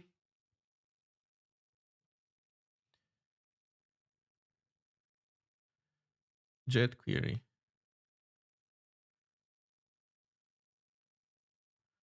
Well, so that's what I recommend you take a look at. Personally, I'm using ZQLite, which is very close to raw dogging SQL.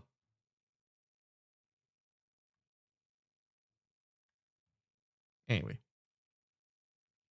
but also like you have to do some of that work for a chat application. Obviously, like you have to mess with SQL, but I don't know. It's also straightforward. I don't feel like an ORM would make it like exceedingly easier for me to do stuff. It would make it mildly so, but also, it would trick you potentially into doing suboptimal things. So, I think it's fine.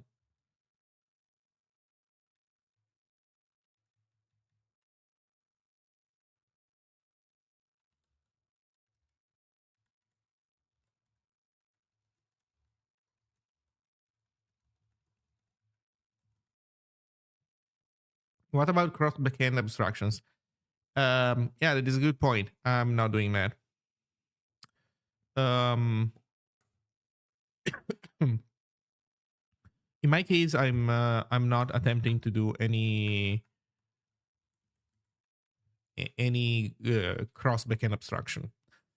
Um, I know that it is a thing that people do, and I've used it in the past in Django, for example, to have local tests run off of SQLite and then have use Postgres in production. But my plan right now is to bring SQLite to production. So yeah,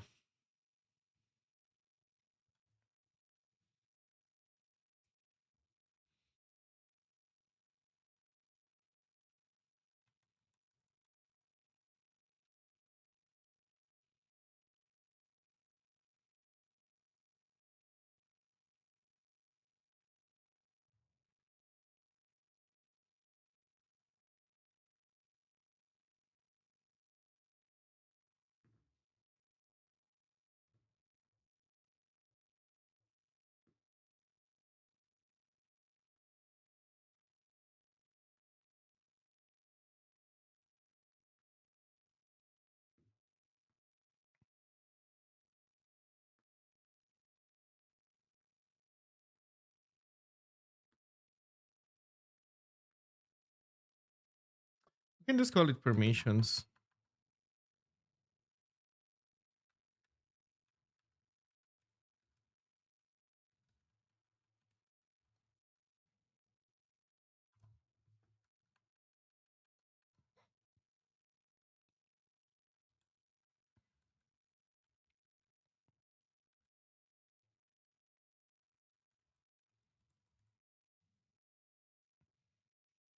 Okay.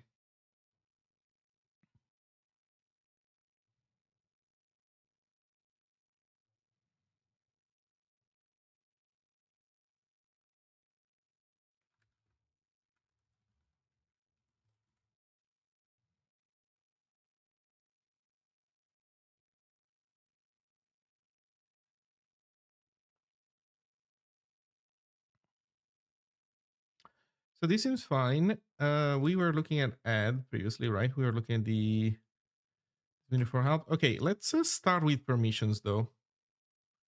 I'm gonna go here. I'm gonna copy the code. I'm gonna go to permissions.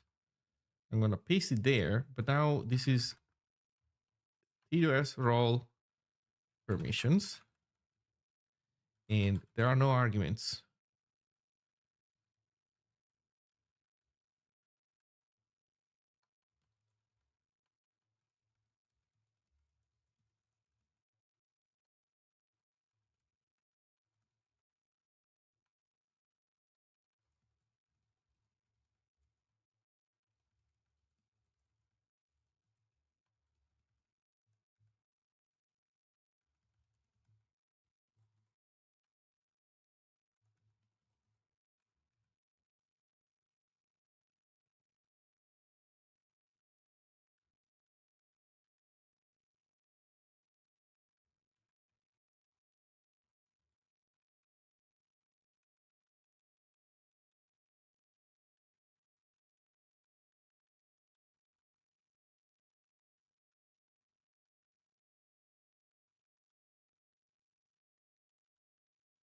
Okay, let's do this one. So first thing that we do is parse the command. Yeah, our command has basically only help. That's it. There's nothing that we want to grab.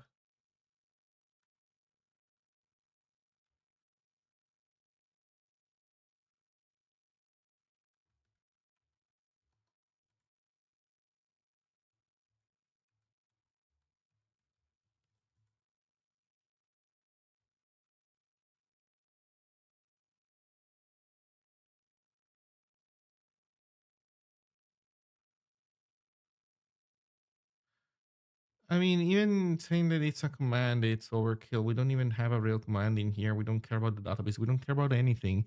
This is just this is like a print only thing. Okay, you know what? Let's get rid of command because we don't even care about that. All we do is this. If it.next.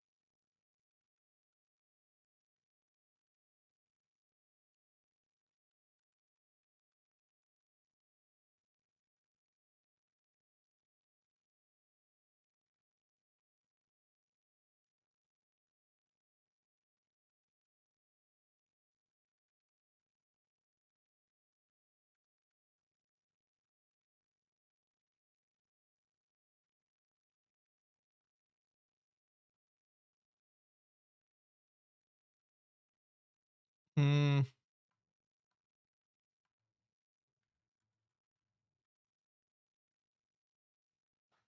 Yeah, if not help, um, and not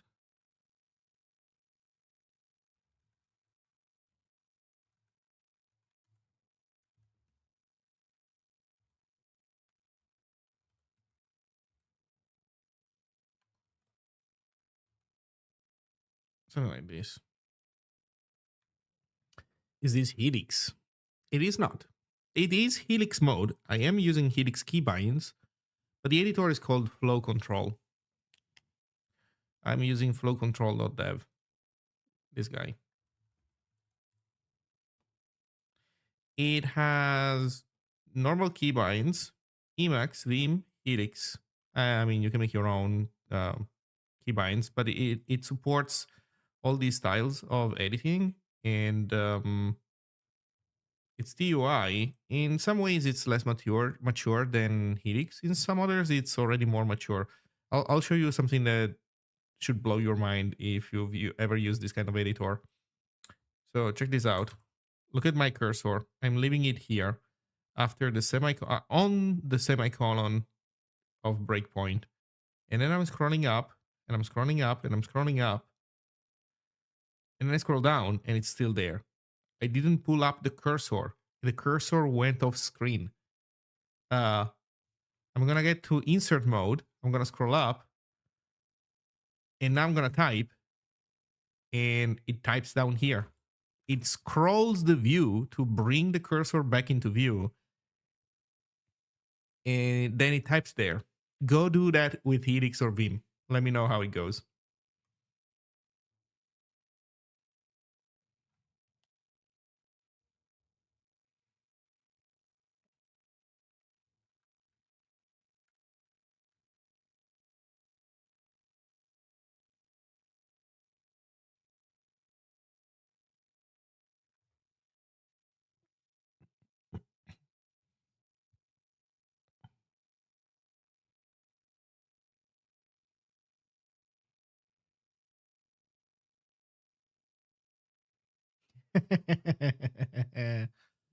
Yeah.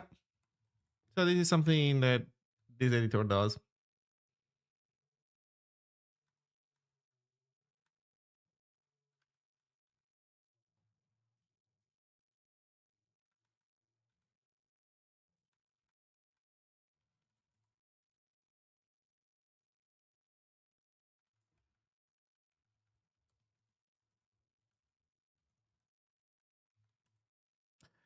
Okay, I think we need to do something better with permissions. I think the permissions need to be more nuanced than this.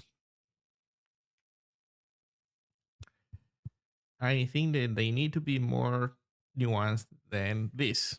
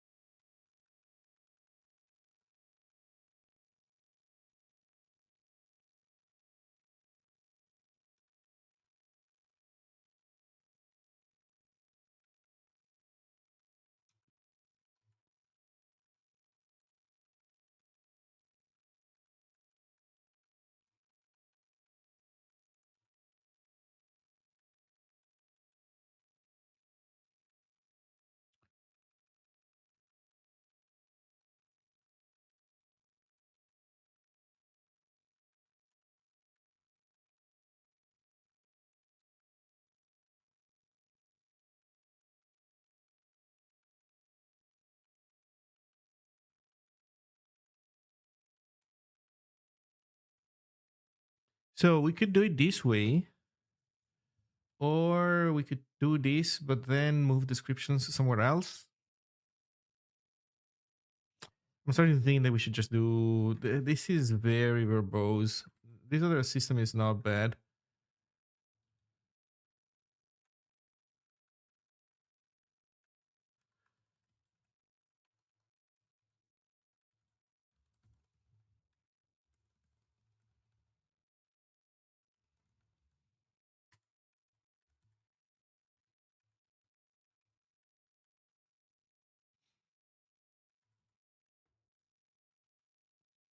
We can add a comp time check that forces us. So we can say comp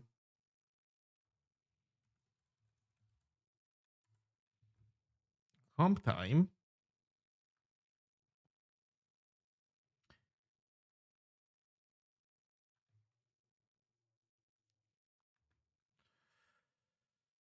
We can say hmm.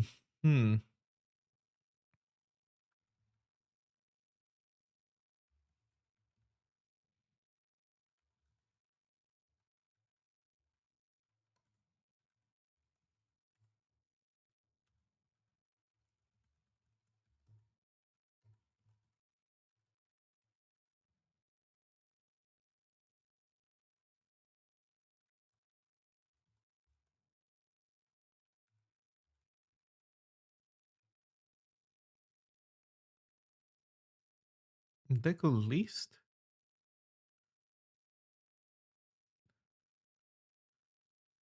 Declarations. It's just a slice of pointers to public declarations namespace.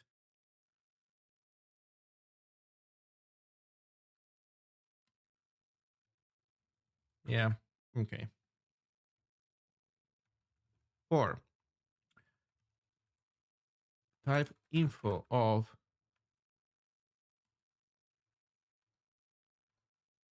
descriptions dot um struct dot decals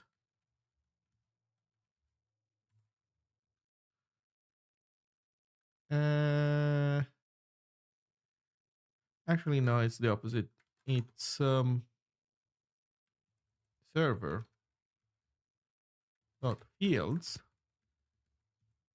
for each field, if not has decal descriptions f dot name,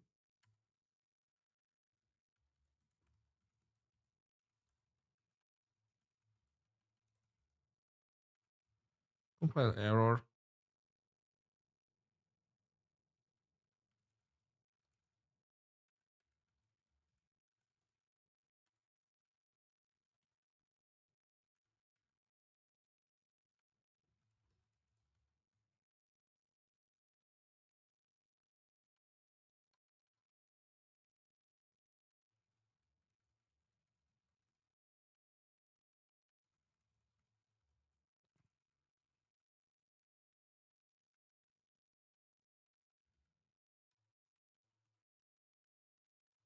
Okay, there we go.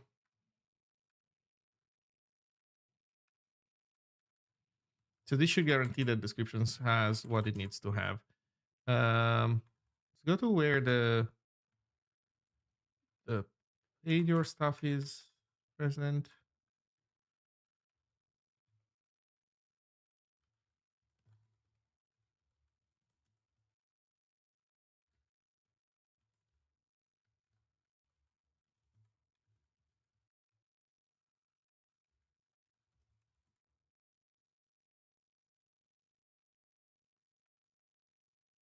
Unable to load edit.zig. Did I not just create it?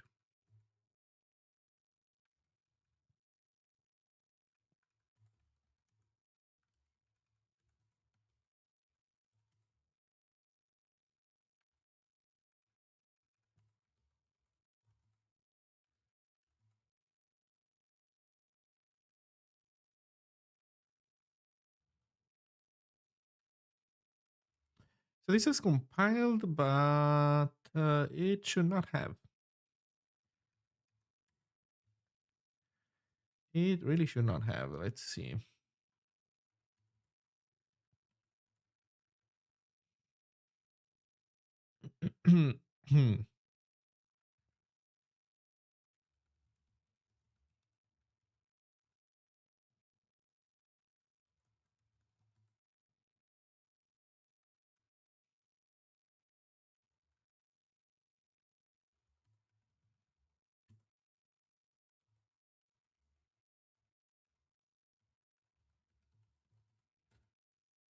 Reasons why Zig. Well, I work on it, so I'm I'm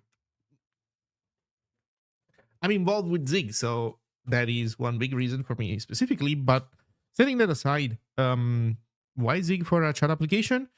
You do want a lower level programming language when you're implementing important infrastructure, in my opinion. So, like if you're writing some kind of important server, um, it's not a bad idea to use a lower level programming language. Like you're making a web service, a random one, whatever language you use, it's fine. But if you're making something that needs to see a lot of use, um, you want to make sure that you do a good job and you define. You have the opportunity of defining a lot of tiny specific behaviors. So that's what you get from lower level programming languages. And then as to Zig versus Rust versus whatever else, that is, let's just say, up to you. Hey, Ethernet cable. So we need reflection now, and we need to say for. We need D2 permissions. Const D2 equals at import. I think it's a separate module, so just import D2. So for D2.permissions. Oh, I know why that one thing is not blowing up. Actually, I don't. Permissions dot server. Well, let's see where we go. Type info server dot tract dot fields.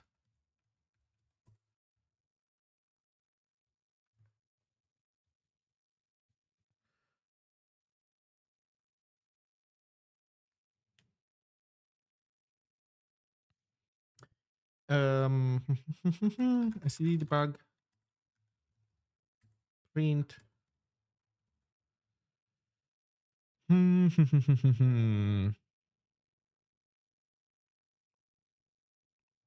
How do we do it?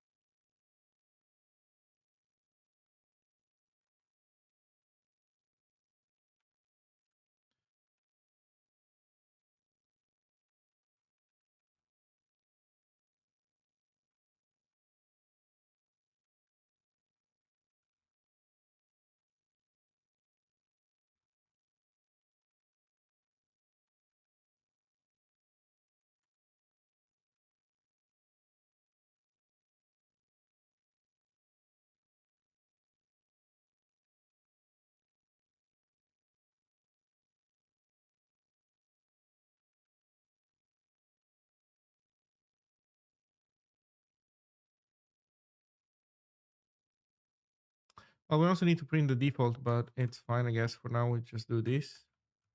Oh, also, you know what? Let's do this.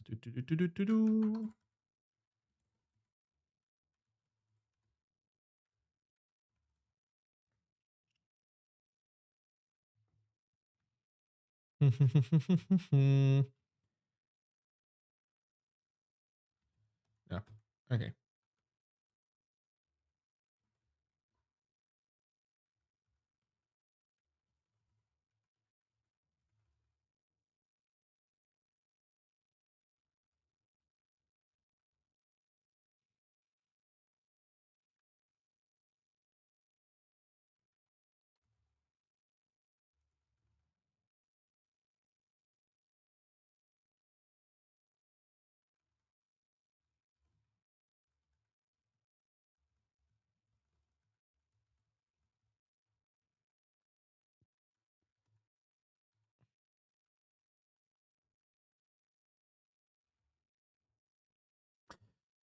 Hello, Mark. Good to see you, Ziggin. Thank you. Yeah, I was sick the last few days. Man, it got me real hard. I'm finally getting back on track. I had a slow start of the year, basically, but I'm getting back into it. And I also, so for the people who are interested in contributing, I made a presentation. I'm getting ready to show. I don't know, like my plans for D2. Nothing crazy, but I did make a presentation, like a handful of slides. So I guess I need to get off my ass and start pinging people about organizing that meeting. Uh, to, to, to,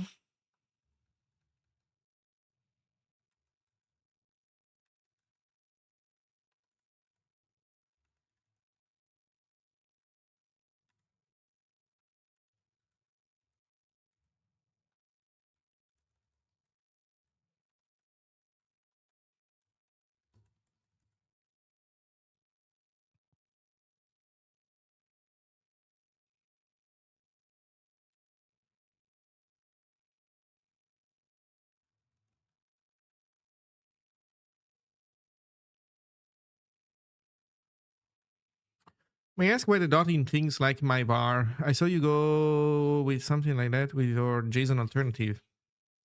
Yeah, well, Zig does it. Zig does it here.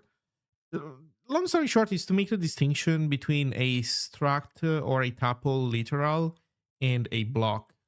In C, you use curly braces, C, but also C sharp. You use just a simple curly brace to indicate, like, if you just see a curly brace, you don't know if what you're looking at next is going to be a block or if it's going to be a struct declaration. I mean, maybe the context tells you what is supposed to be there. Um, but in Zig you have a dot always. The idea in Zig is that you can do stuff like this. You can do const who of type I don't know, person equals, and then imagine that there's a person struct. You can do this, or alternatively, you can do this.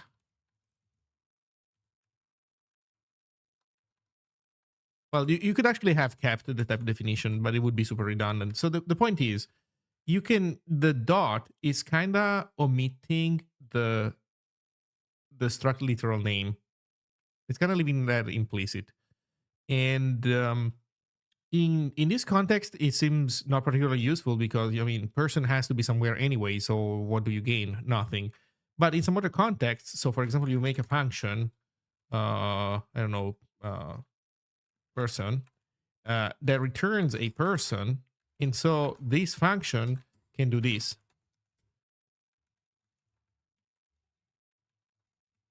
This function can do this because the fact that this has to be a person is resolved because this is the return type of the return value type of this function. And similarly, this also works when you're passing things to arguments to a function. So if you have a function, I don't know, let's call it like db.findPerson, and I don't know, find relatives, sorry. And it wants you to give it a person, then you can do this. That also works. So the dot is not completely insane, right? It does have a logic to it. Is it strictly necessary? No, I guess you could definitely make the language without, like, you could drop the dot if you wanted to. But it's there, it's fine. Honestly, it's not a big deal. If you use Zig for long enough, you don't really care much. As for why this has bled into my JSON alternative language, that is a good question. And in there, I have a similar problem, right? In Ziggy, I have the concept of a map, of a dictionary. And dictionary is basically a JSON object, right? This is a JSON. This is either a JSON object or a Ziggy dictionary. They are the same idea. Like all JSON objects are valid Ziggy all JSON documents are valid Ziggy documents that contain a dictionary. But Ziggy also has struct syntax,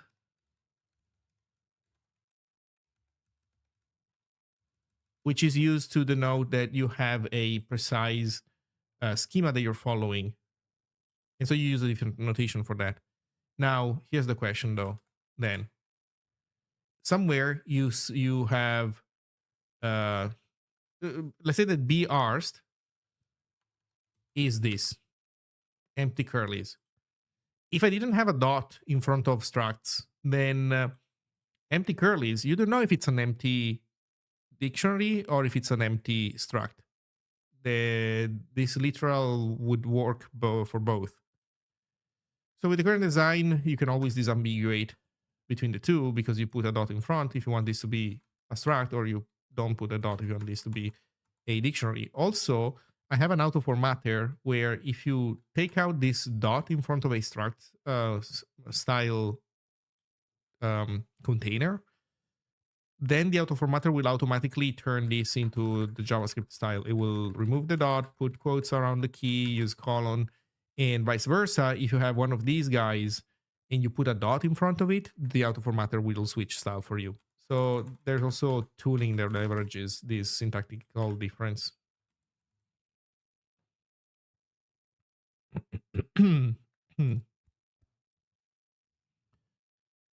while writing a Go version manager in 0.15.2, you just realize there's an overwhelming number of ways to do stuff. Huh. Uh, I'm not sure. Uh, I'm not sure, Mark. Mm, mm, mm, mm, mm, mm.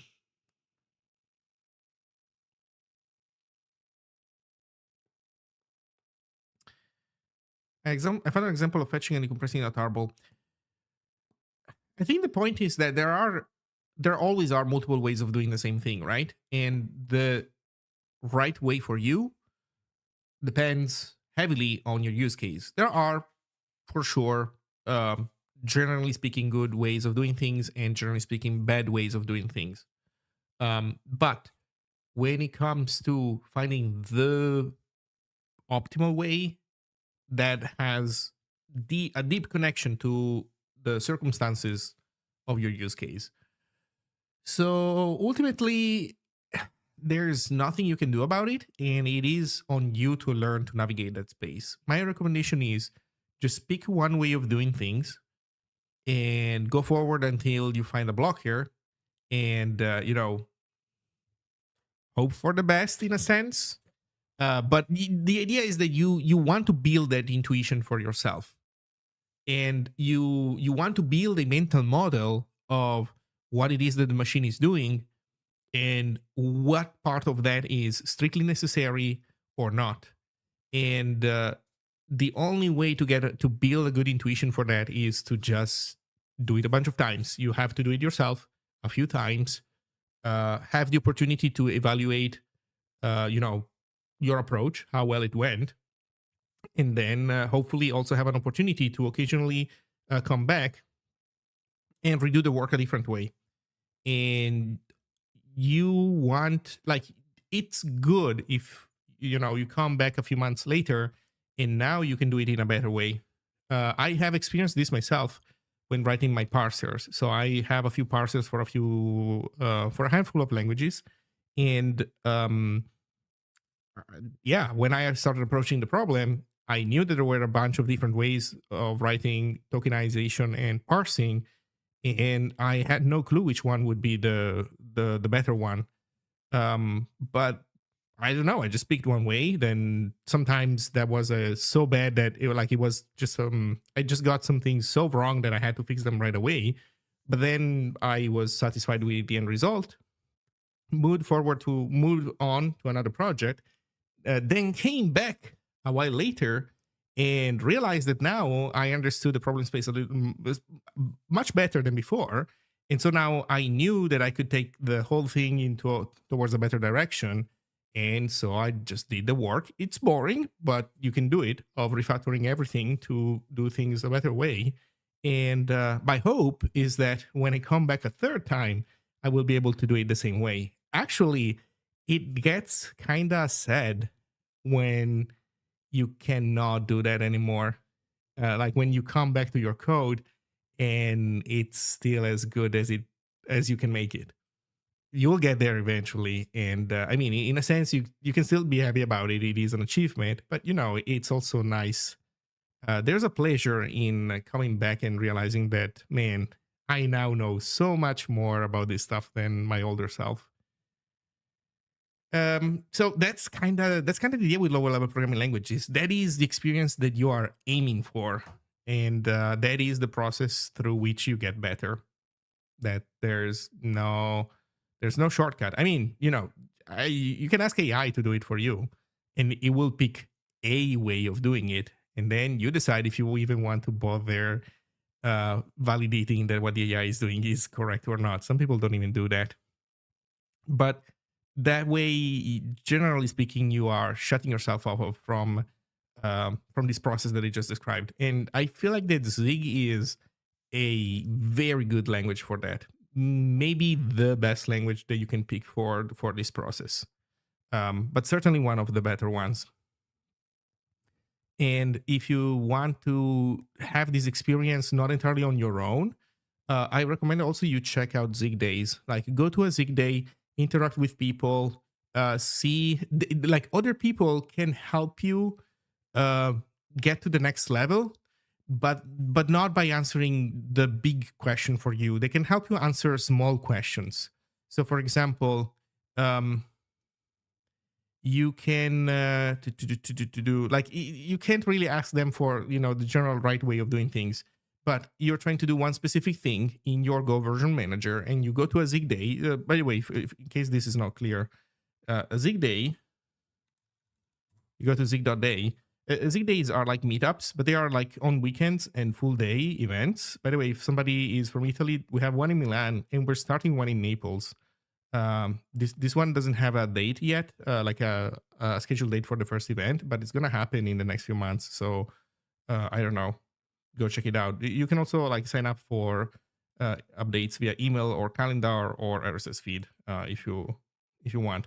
I will be going to the one in Nuremberg next month, 7th of February. So these are like full day events. They run on a Saturday usually, and you get there in the morning. You bring projects that you want to work on. So in your case, for example, it could be your Go version manager, and they are hosted in a like co-working space or some kind of office, and then you just sit down. You tell people what you want to work on. If they're interested, they'll join you, or you can join somebody else.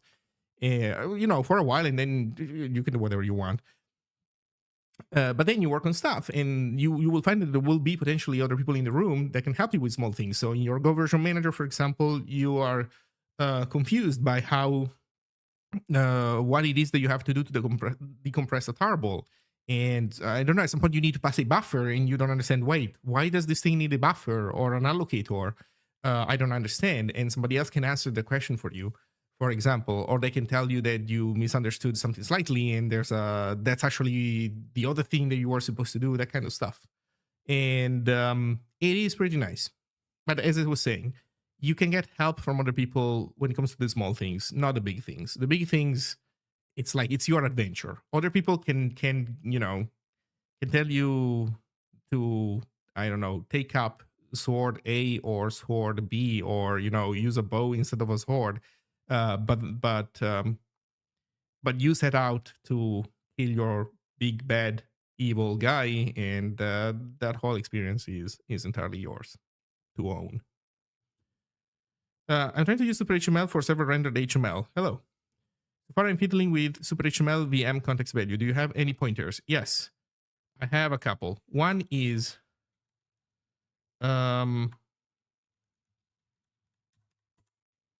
well, my pointer is look at my tests. And then the next thing is, okay, where are my tests? So I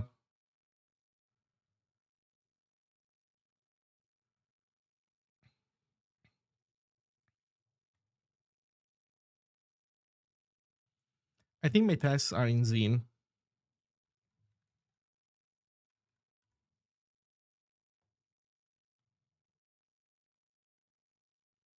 No, these ones.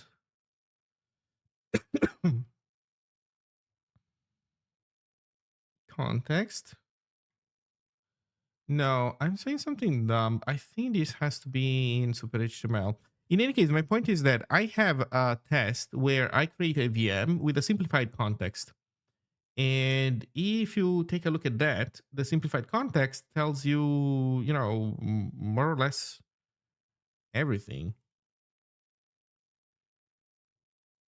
So does this really not have any test block? Okay, this doesn't have any test block. What about this guy?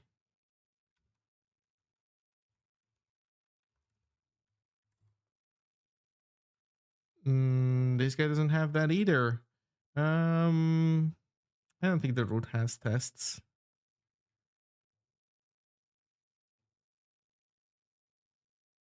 Oh, template had tests.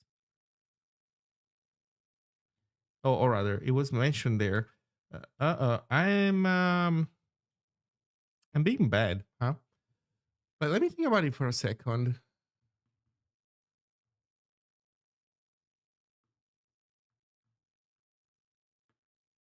Yeah, okay. So if there are no tests here for this, then we want to look at scripted directly.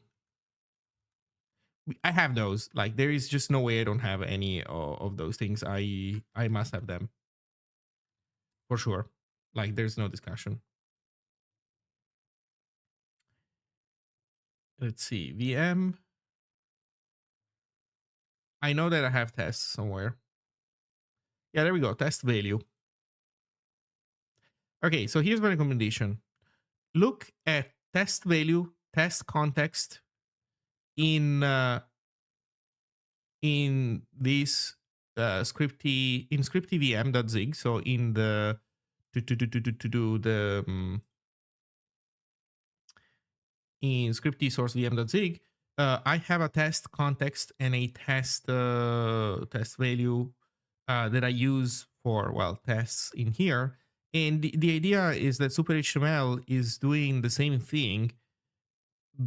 All it's doing basically is taking your stuff and redirecting it to scripty. So super HTML is maybe not entirely one-to-one transparent, but it is mostly transparent to this process. So if you once you master this, you can understand how to wire super HTML to your thing, I think. If you can't make it to a Zig day, there's also plenty of communities to ask. True. There's Zigit, Discord. Yeah, hopefully in the future there will be also D2 servers and stuff.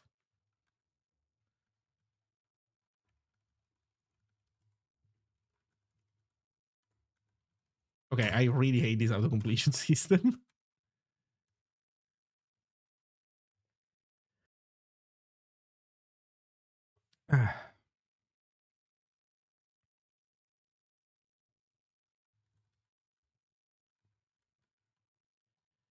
So print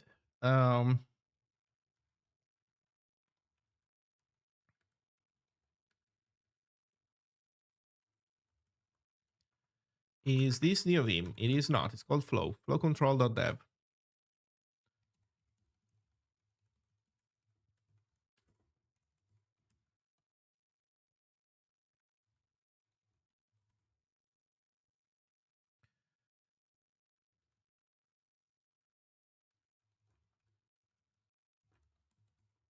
There we go.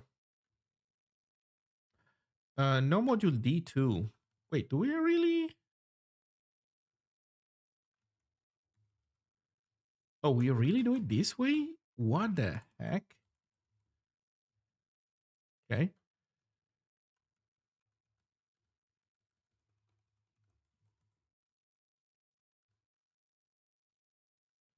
Struct D2 permissions, server descriptions has no member named. Yeah, there we go. Server.authenticate must have a corresponding description. So we tripped this check correctly. Okay. So pub const authenticate equals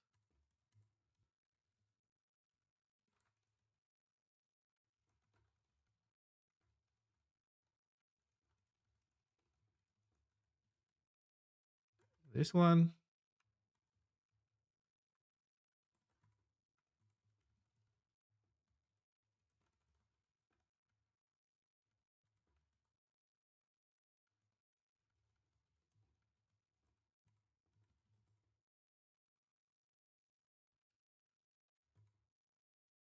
Flow is like old Zig? Yes, it is.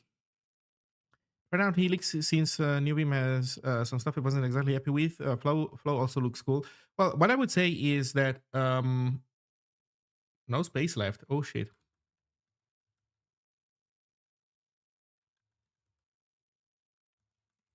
We have probably a bunch of Zig cache everywhere. We need to go up.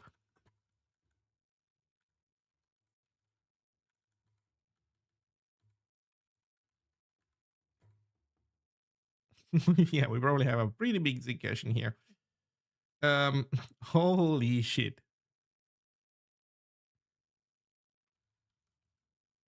Okay. Holy shit. There you go.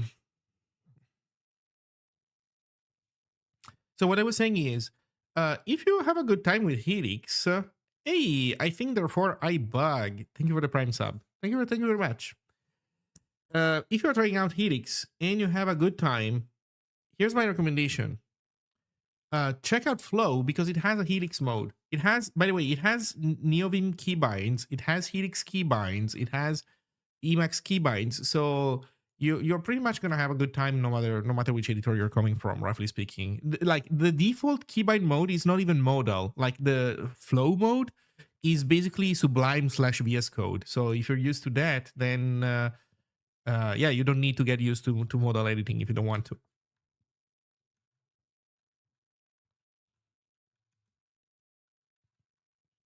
Hmm.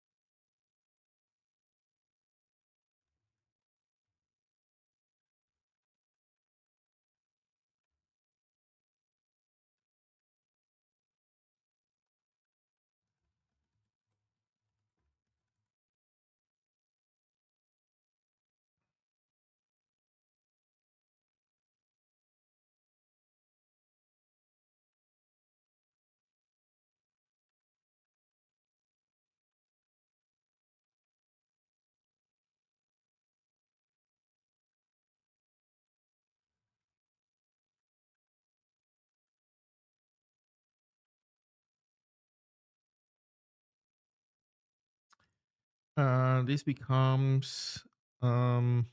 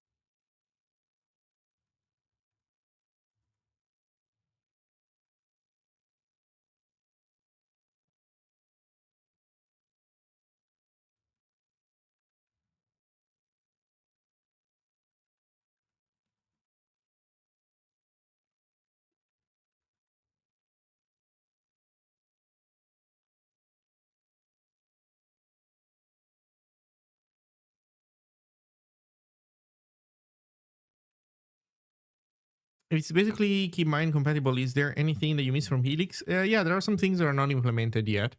They're on the roadmap for sure, but the neurosite has yet to work on.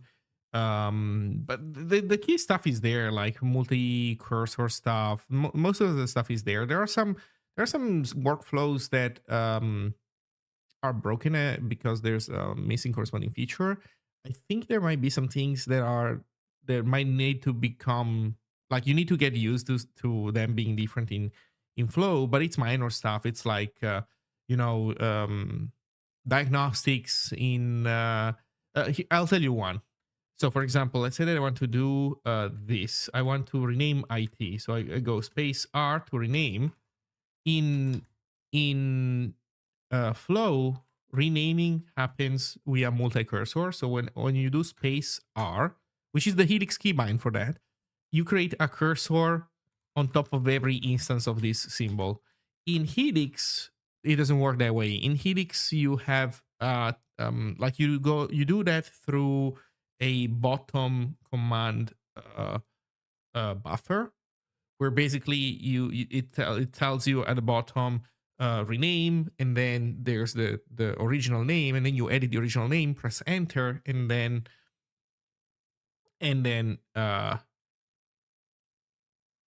the change gets committed here. So this is different. Does it have a file explorer?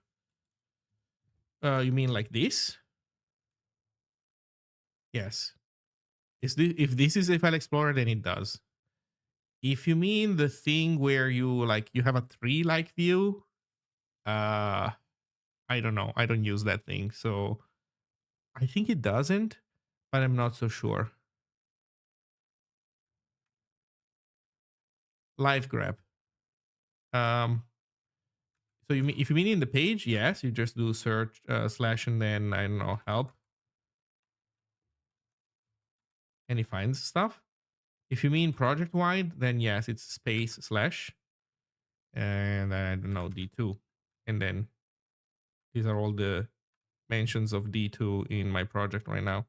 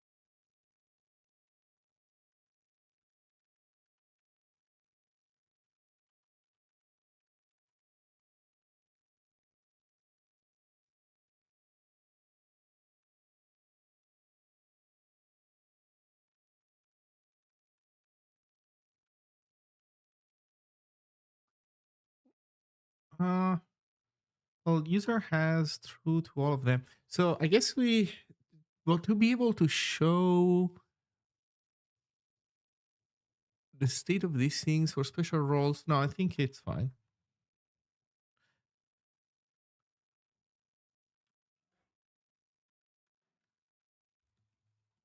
How to exit flow? Well, in flow mode, it's just Control Q. In Helix mode and Vim mode is colon Q. In either case, you just click down here and then you select quit or you type quit. So like you can click around. One nice thing about flow is that you can click stuff, and clicking works in general. Like elements are mouse interactive. So you also have that. Um,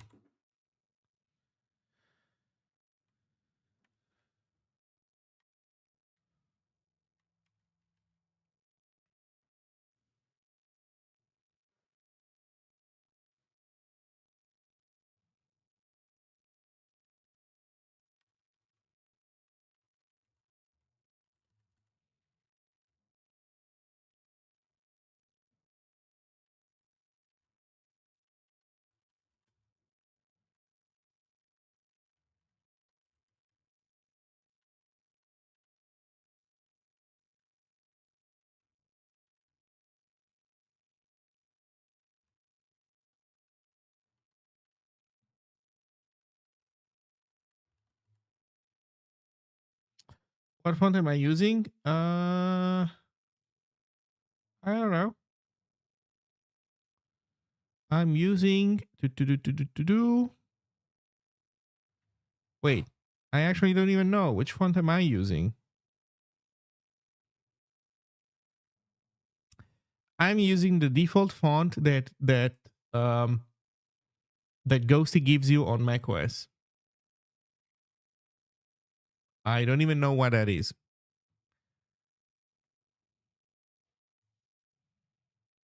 So get Ghosty.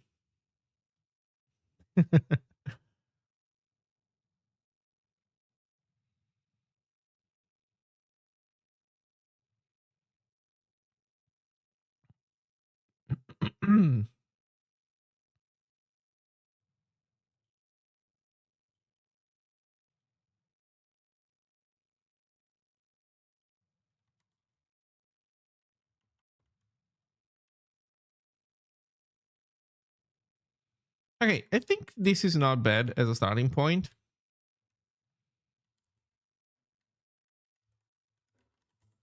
I think this is not bad as a starting point. So we have something that prints permissions. So these are server level permissions. Now that I think about it, I mentioned that everything is grant deny. So that means that the specifying the type doesn't matter. Like they are implicitly all Boolean. And so it's more like, are they granted by default or are they denied by default?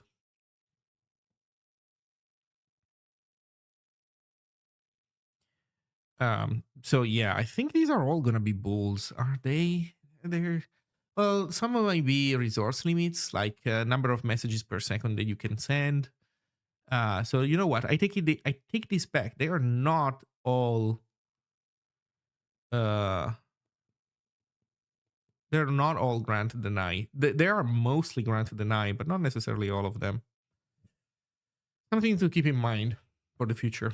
Um,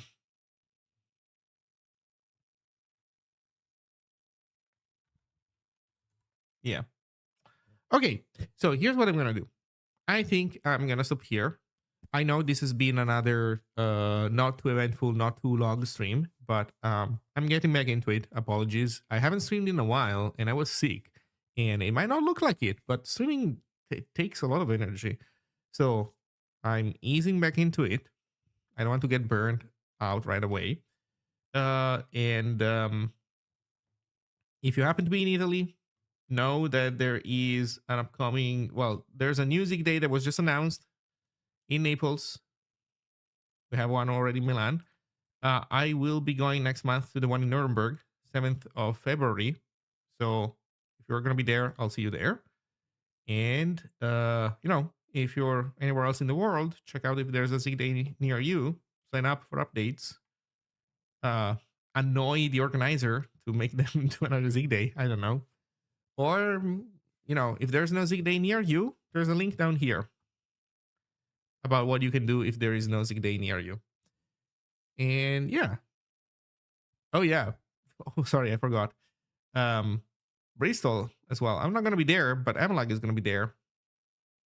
February 7th, same day. So they're also gonna do a Zig Day in Bristol. Let me see if we have pictures. Not this one. Not this one. We have pictures of this one. Holy shit, you had a ton of people. Wait, 1, 2, 3, 4, 5, 6, 7, 8, 9, 10, 11, 12, 13, 14, 15, 16, 17. You had 17 people there. That was serious. How many were you guys the subsequent Zig days? I'm guessing the first Zig day ever that you do usually has a higher like attendance than the subsequent ones. But well, okay, so the first one is in the future, so no pictures of that one yet, of course. But this one does not have pictures.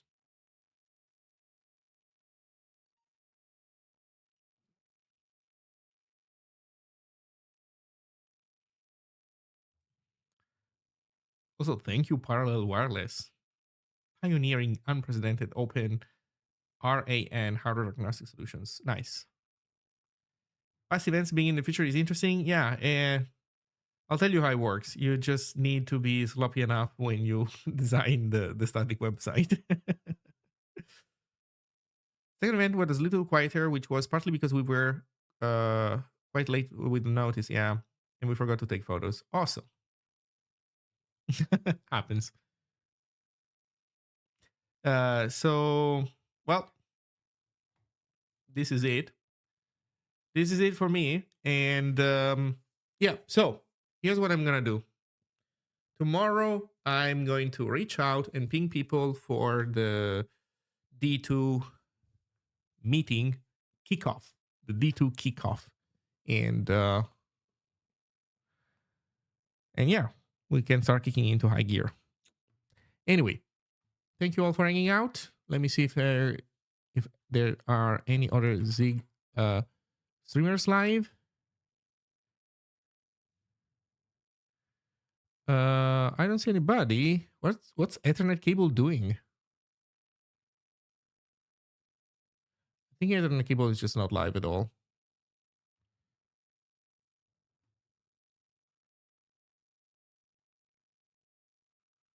Do, do, do, do, do. Yeah, it's not live. Okay. Well, then this is me calling it a day. Thank you all for hanging out, and I'll see you next time.